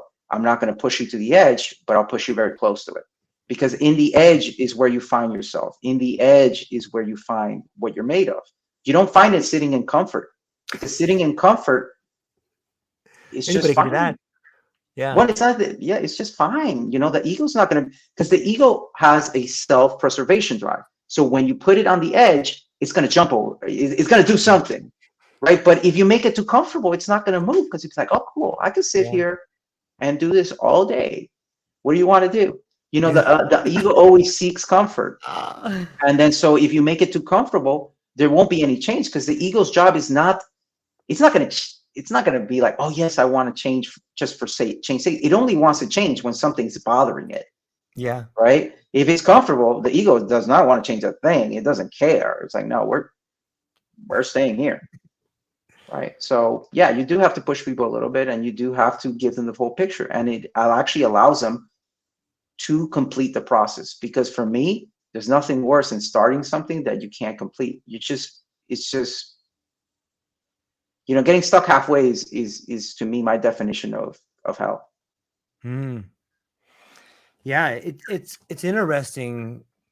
A lot of when I think about getting stuck halfway, it's you're right in that people need help, because you get places and you get stuck. Like, hey, I just left everything and now I'm here, and now my family's upset with me because I'm not bringing in all the money I was bringing. My whole identity has broken away from me.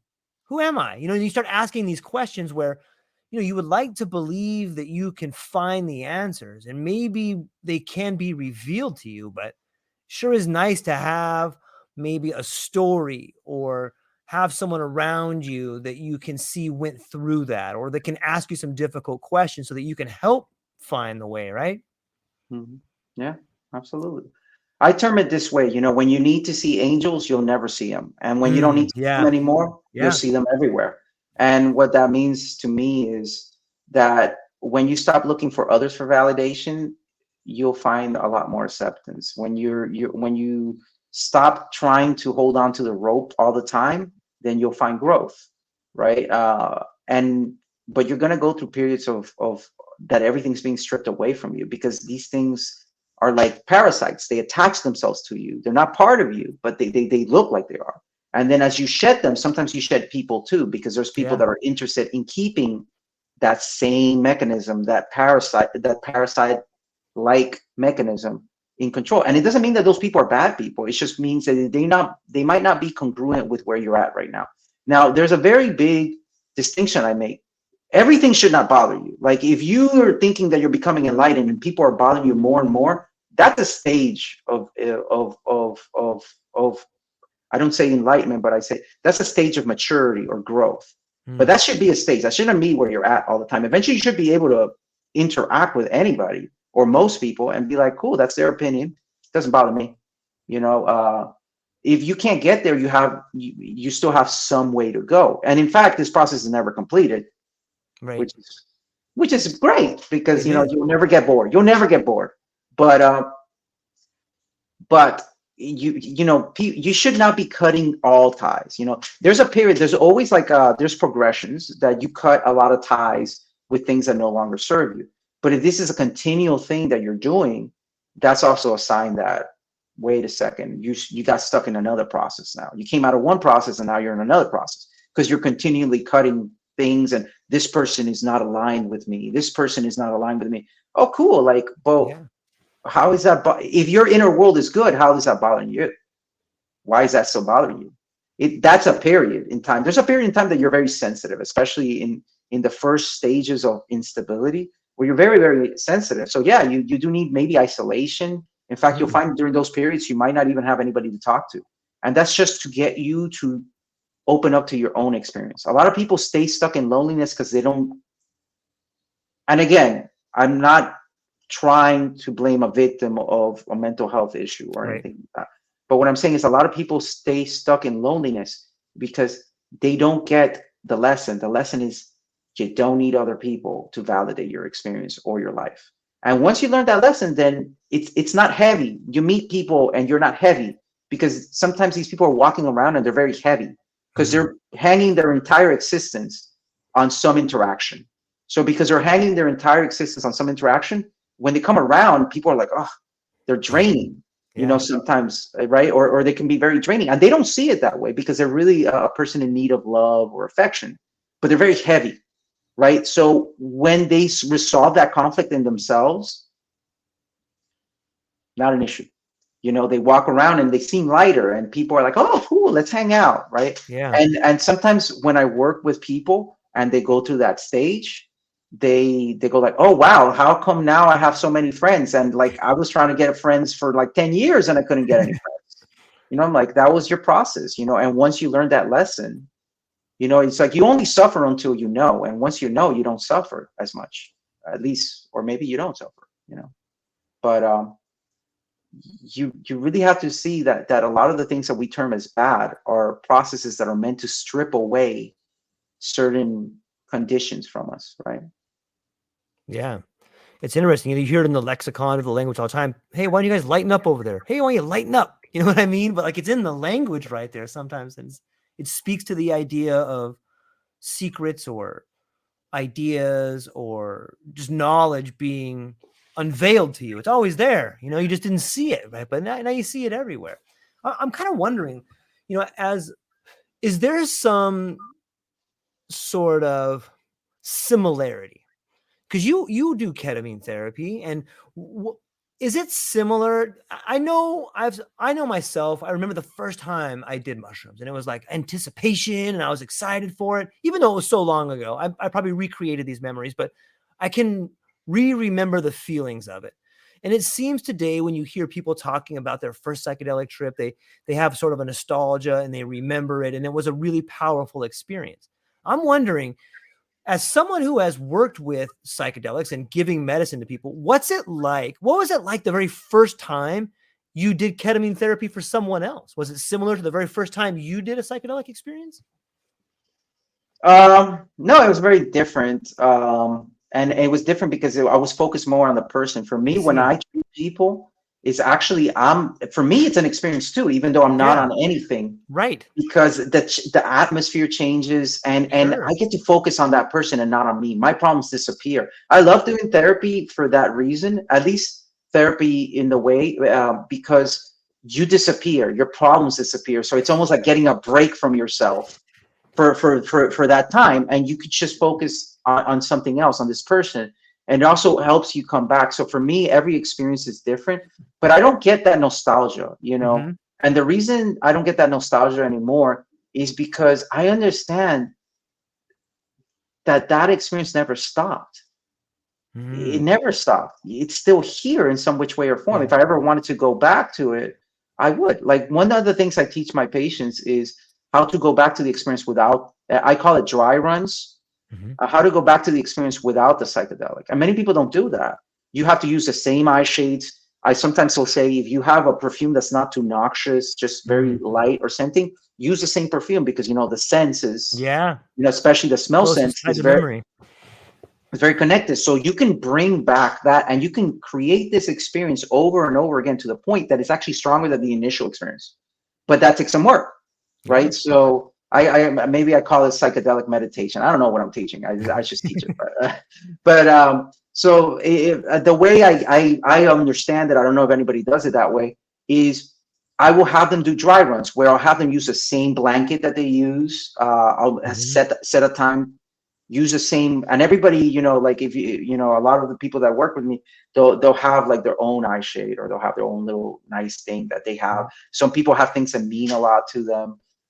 You know, like a tree or a piece of a tree or something, you know, whatever they found to be meaningful. Because I very much encourage that. Don't leave that experience out there, bring it in, right? Like if you're longing for it, that means that you left some of that experience out there. So bring it in. Don't keep longing to go back to the past. Bring it in, bring in that longing, and make the experience there. The experience never stopped. You're off of the medicine, but you're still having your experience. You can integrate it. The fact that you can remember it is the experience is still there. So what I teach in dry runs is use the same stuff. If you can use something with scent, use that, because that also helps the thing. And of course, if you're using the same playlist, and then just try to pick up where that experience left off.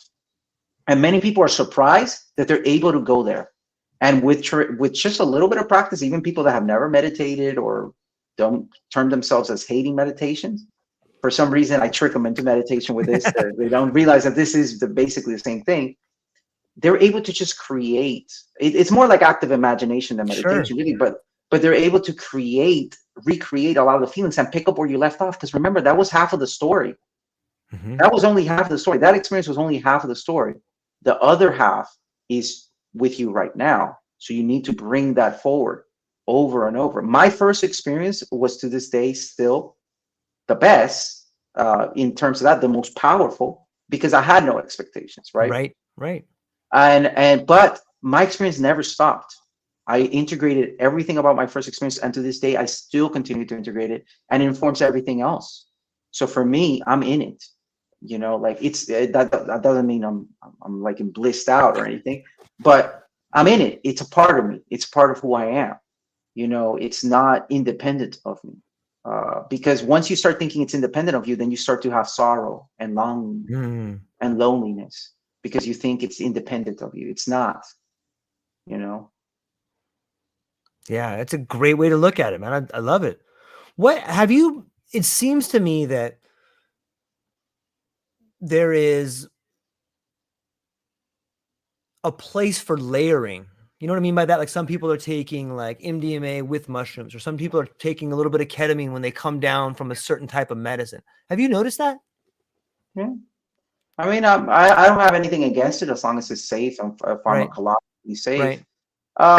Certain combinations definitely seem to bring out sometimes the best in the medicine, or Sure. a much different experience in the medicine. There are people that are purists and say, well, I don't do like ketamine because it's you know, it's chemical or things like that. I think that that's having a very constricted approach. Reality doesn't care what you use to get there.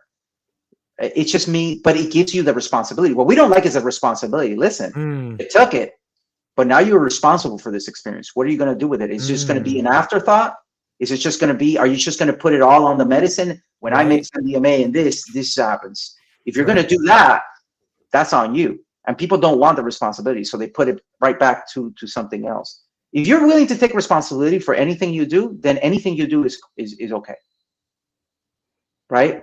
You know, my psychoanalyst says something that I really like, which is like the wrong means in the hands of the right man can still produce the right results, right? And what it means is, you know, it's your intention. It comes down to your true intention. People talk about intention as like, oh, I want this from the journey, I want that. But what's your true intention? What do you intend to do once you get this knowledge? What are you going to do with it? How are you going to be responsible for whatever message you receive? And if you don't want to be responsible, cool. But then don't expect it to have any responsibility for you. Don't expect it to improve your life or feel responsible to improve your life. The process is not responsible for you. Yeah, that's really well put. I'm gonna put that down in my notes right over here, man. You're making me fill up these pages over here, Jorge. I love it, man.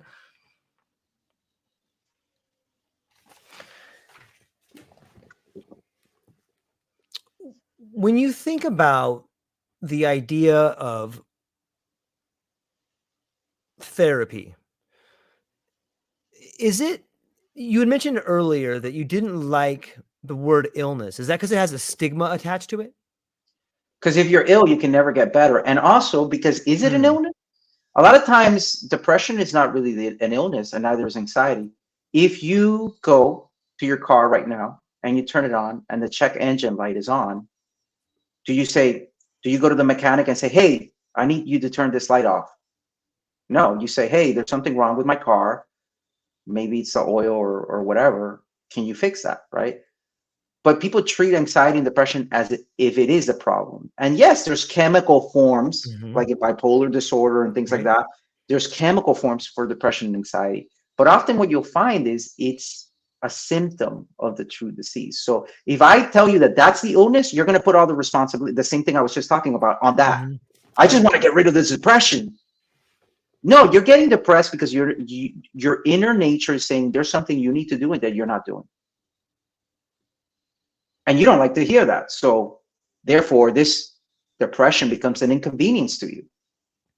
Right? And again, I'm making a distinction from chemical thing, you know, not a chemical imbalance. If we determine there's not a chemical imbalance, but there's a behavior imbalance that causes you to do this, then, you know, that's not the problem. Is not that you're anxious or depressed. The problem is that you're unwilling to look further into why you're anxious and depressed, right? So a lot of times people don't understand that, like, listen, you could be doing the thing you love the most in the world. You're going to experience some level of anxiety. If you're not willing to handle that, then okay, you can build up to it. Let's build up to it a little bit, but you will eventually have to handle it. The price of living your life to its fullest is anxiety.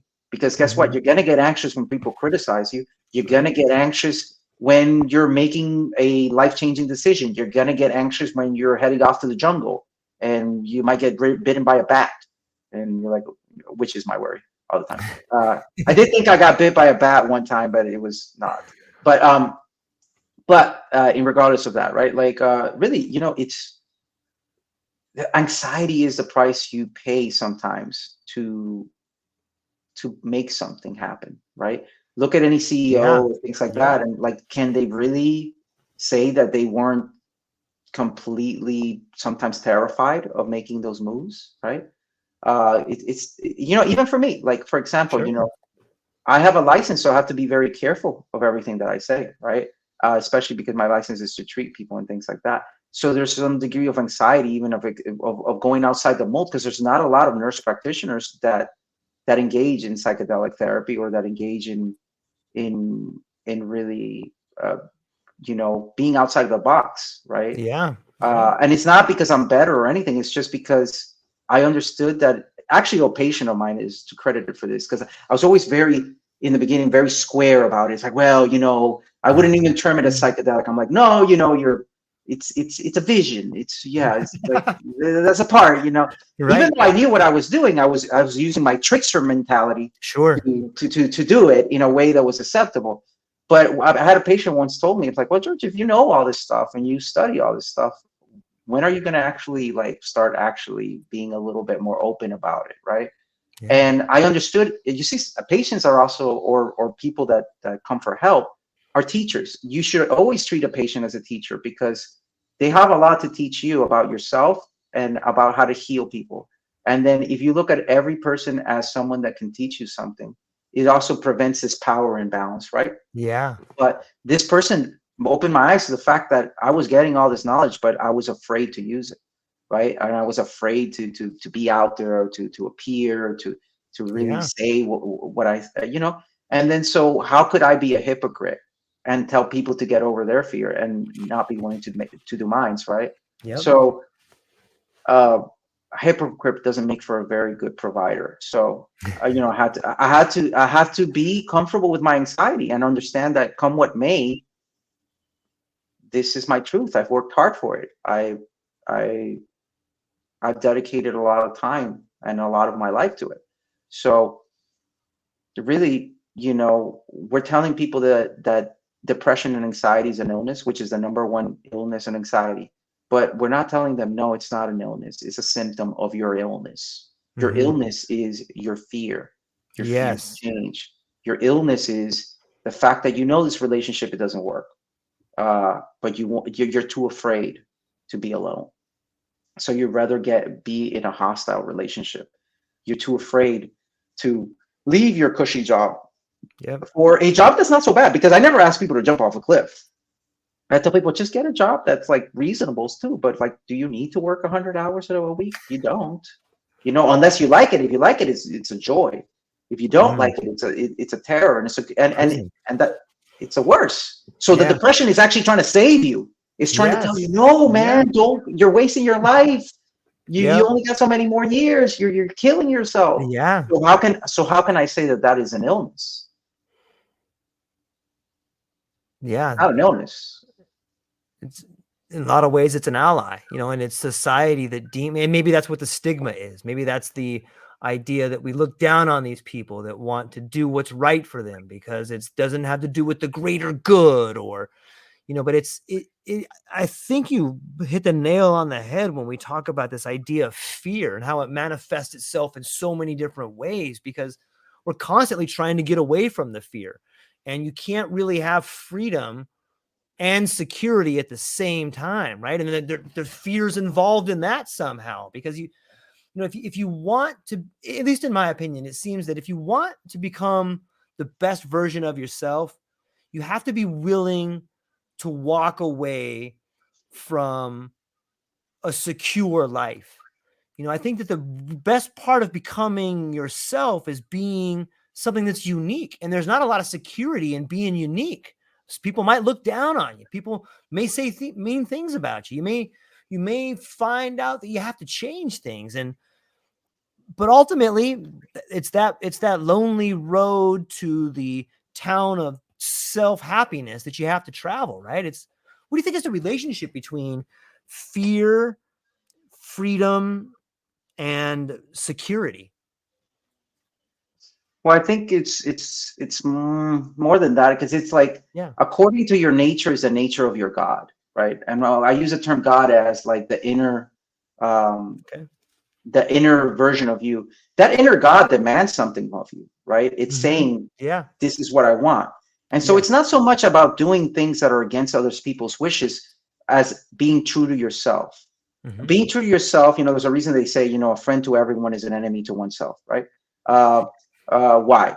Because that inner God, I use the term God loosely here, Right. but that inner process that tells you move, no, don't do that. That makes you miserable if you Hmm. don't do what it's saying, Yep.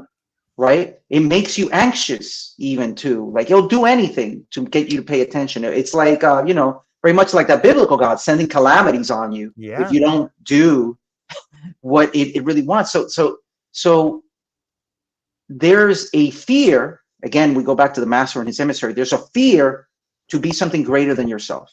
Mm. And then there's the inability to trust that there's another unknown variable that picks up the slack for you, right? And it seems to happen, right? Because we're like, have you ever seen the kids that you put them on the car seats, and they have that little steering wheel that's a Hmm. fake steering wheel, and they think they're Yeah. driving? That's Yeah. us. We think we're driving. Right. We think like we're driving the car, but we're not the one driving. It's either the subconscious, the inner God, whatever you want to call it, that's Right. really driving the vehicle. Because guess what? Would you say that you're conscious 100% of your day? No, most of the time Mm. you're going in and out of Right. trances. You're Right. doing things mechanically. Most people are, unless they're fully enlightened. I don't know. I haven't met anyone like that, right? So acknowledging that truth is scary. To look over and be like, Yeah, I'm it a is. child, and this wheel is fake. This is not even real. This is not really even moving. The whole thing, right? Acknowledging that Yeah, it is. is a fear. So because we don't want to acknowledge that, then we get more afraid. No, Mm. I have to do this. I have to be the one driving the car. If I'm not the one driving the car, then what is? Because if I can't see it, then I don't want to know it, right? And if you do that, then immediately, you become neurotic, you become constricted, you become very unable to live your life, right? And then all the illnesses start appearing to you like great calamities, right? And you feel like your life is all of a sudden very, very hard. It's very, very hard because you're doing something contrary to your inner nature. Mhm. You're trying to please, you're trying to be good. A lot of people get their satisfaction of, because a lot of us have been taught conditional love, even by our own parents Yeah. sometimes, where I love you when you're good, but if you ever do something that displeases me, then I Take it don't away like from you you. so much. Yeah. Yeah, then I don't like you so much. And then so you learn very early on to constrict yourself. And that's good, because that means that you're not an egomaniac. You're not going around trampling on other people. But it's bad when you don't stop the process, when you Mm. just the process continues unfolding unconsciously, and you just continue to some degree feel like you need that. I mean, you look at a lot of celebrities and they felt that they needed the validation until they have it. And then it becomes a terror, Yeah. because everything they do is looked at, is judged, right? Like this, there's no worse life than the Mm. life of someone that's very well known, because a reputation is a terrible thing. I'm not saying about good or bad. A reputation is a terrible thing, because you feel like you must live up to it. If you have a bad reputation, you feel you have to be bad. If you have a good reputation, you have to be good. And both of those things are very hard to let go of for us as human beings. So it's all of it. It's a complex problem that creates all of these illnesses. Yeah. Sometimes I wonder too, like maybe it's because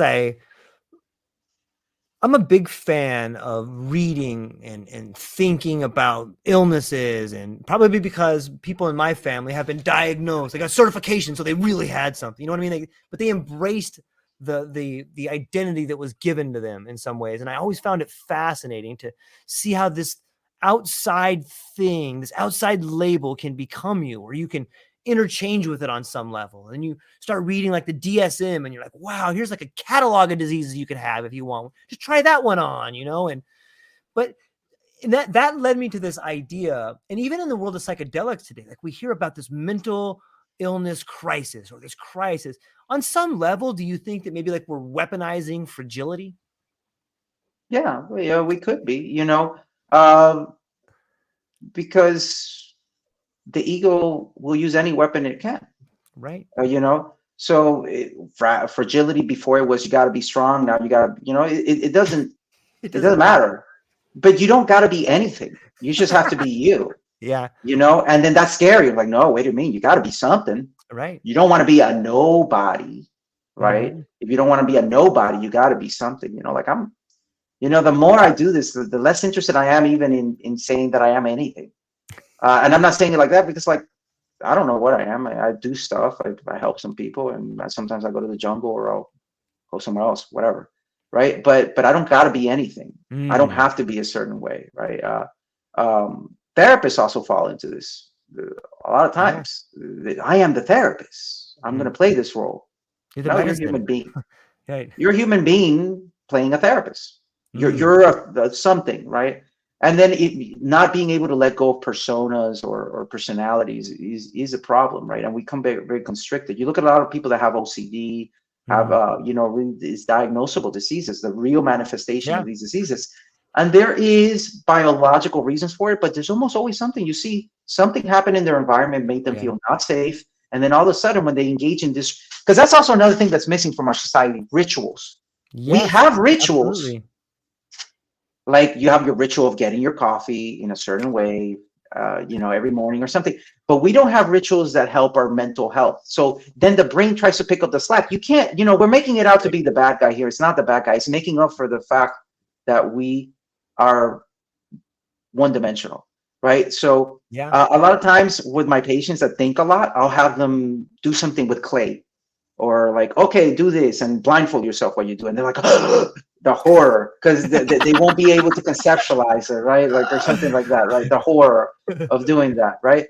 And for me, it's the same because I get very heady. So I try to do things that are not related to thought and getting into my mental space and staying there.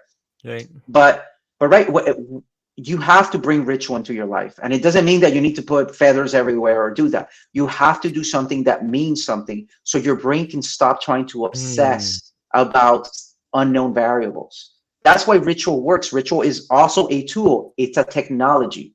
It's a technology that just works, right? And you know why I know that it works? Because inherently people that were not taught rituals will go into OCD behaviors and have very effective rituals to deal with the fact that they feel unsafe in the everyday world. A lot of the people that I treat, yes, there's a chemical component to OCD, but there's also the component of, I always tell them, do you feel safe? He's like, no. If you don't do this behavior, what do you think? Oh, well, this could be really, really bad. I don't know what's going to happen, but it could be really bad. So what is the driving factor? They feel unsafe, and this ritual makes them feel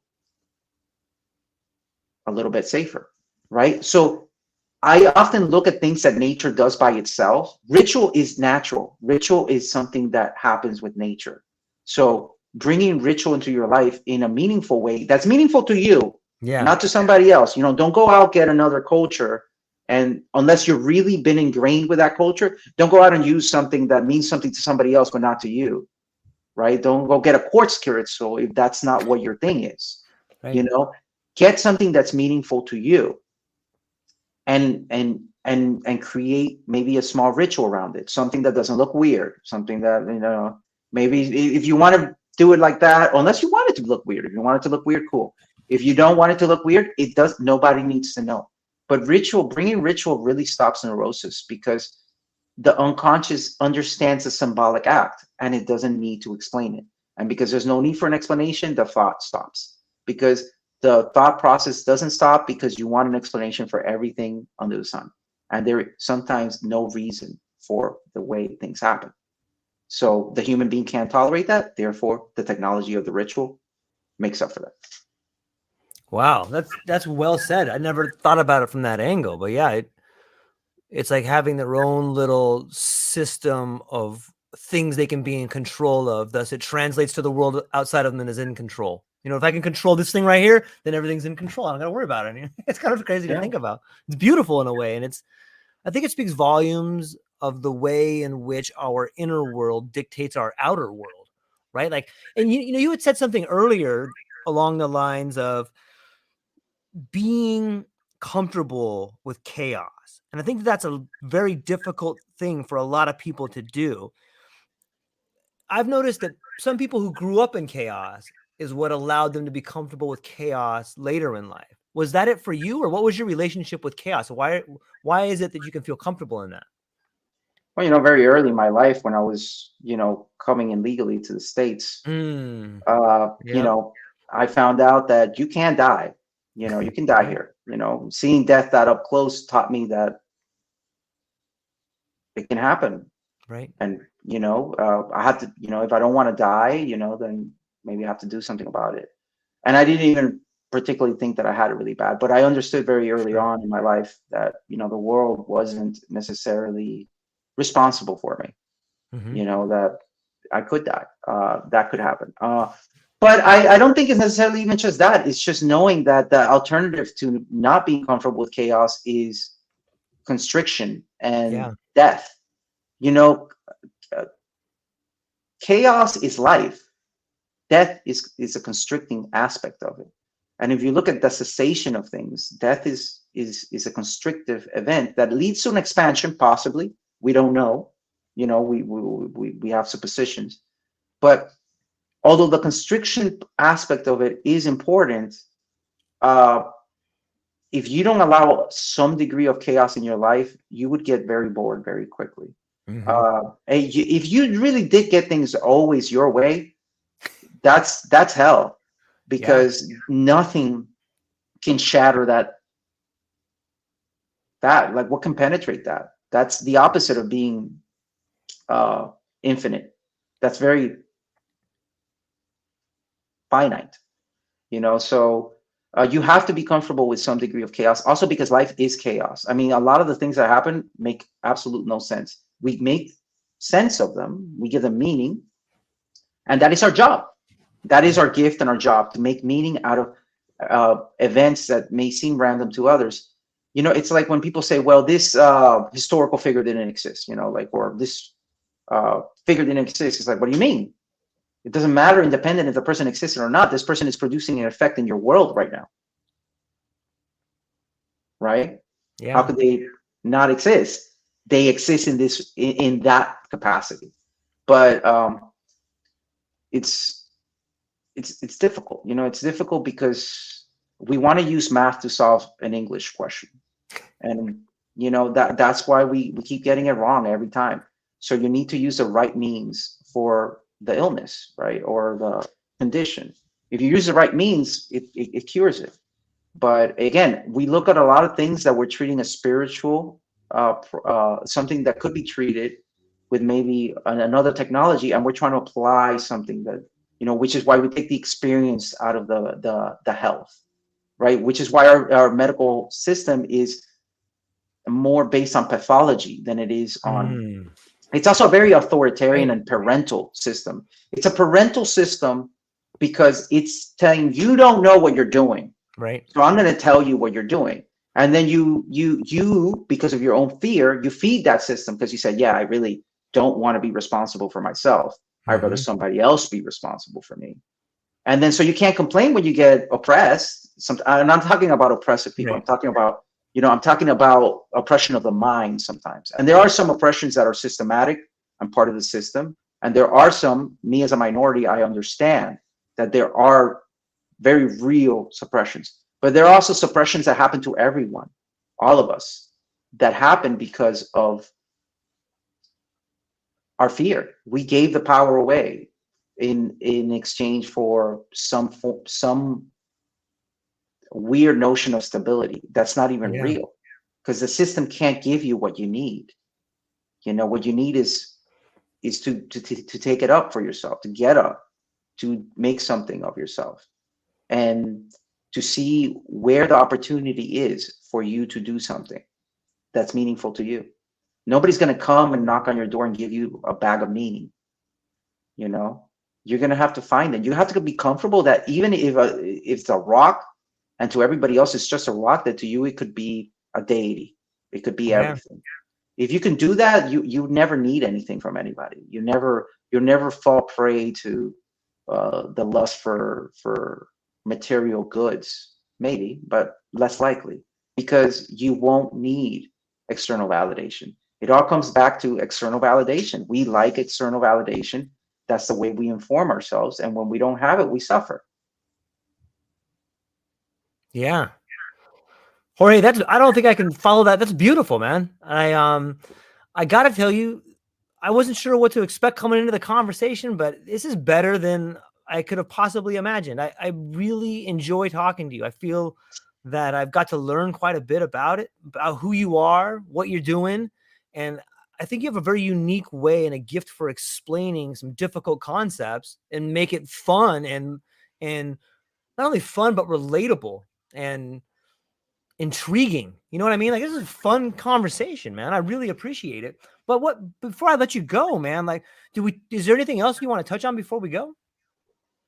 Well, I want to thank you first for being an excellent host. I really like your program, and I did see the episode with my friend Mariah, and Mariah's awesome.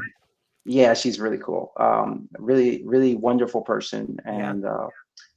and really, I guess what I would say is, if look, like, for people, just look in yourself, and you have what you need. You just need to maybe dig a little, and be willing to be uncomfortable, be willing to maybe not be this way or that way, be willing to be in the middle of things and not in one of the sides or in one of the extremes. But really, that's it. I hope that your audience got something out of it.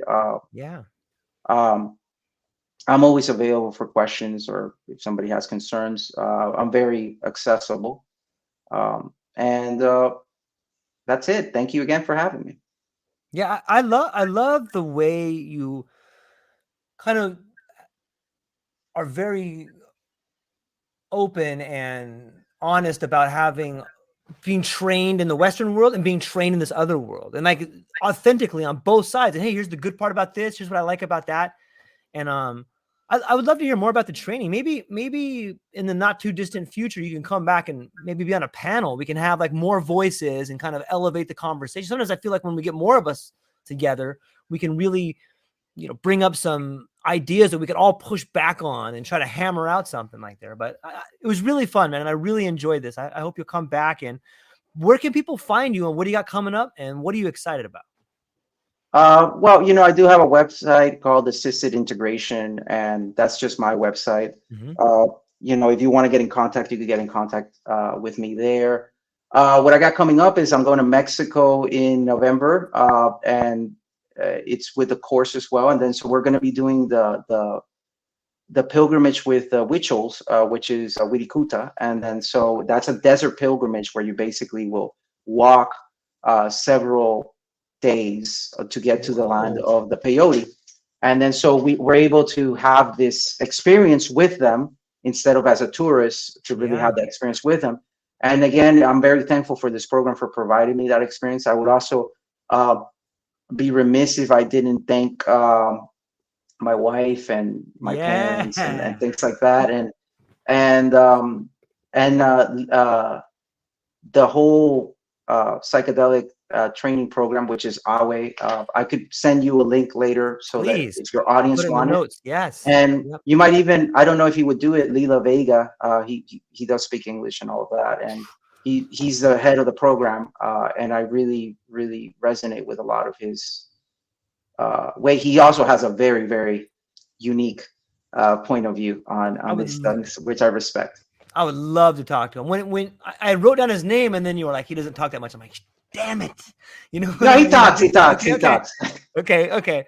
I had inferred that as like, he's probably not going to want to do a podcast, but I would love to hear more about anybody who has the idea that can put forth help or can put forth a much needed light into the world, man, I want to amplify all those ideas, man. So yeah, definitely, man. Please send me that information, because I know people listening to this are going to be like, what's this program? What's he doing? Where can I find it? So, and I don't have that link now, but if you could send it to me, it'll be phenomenal.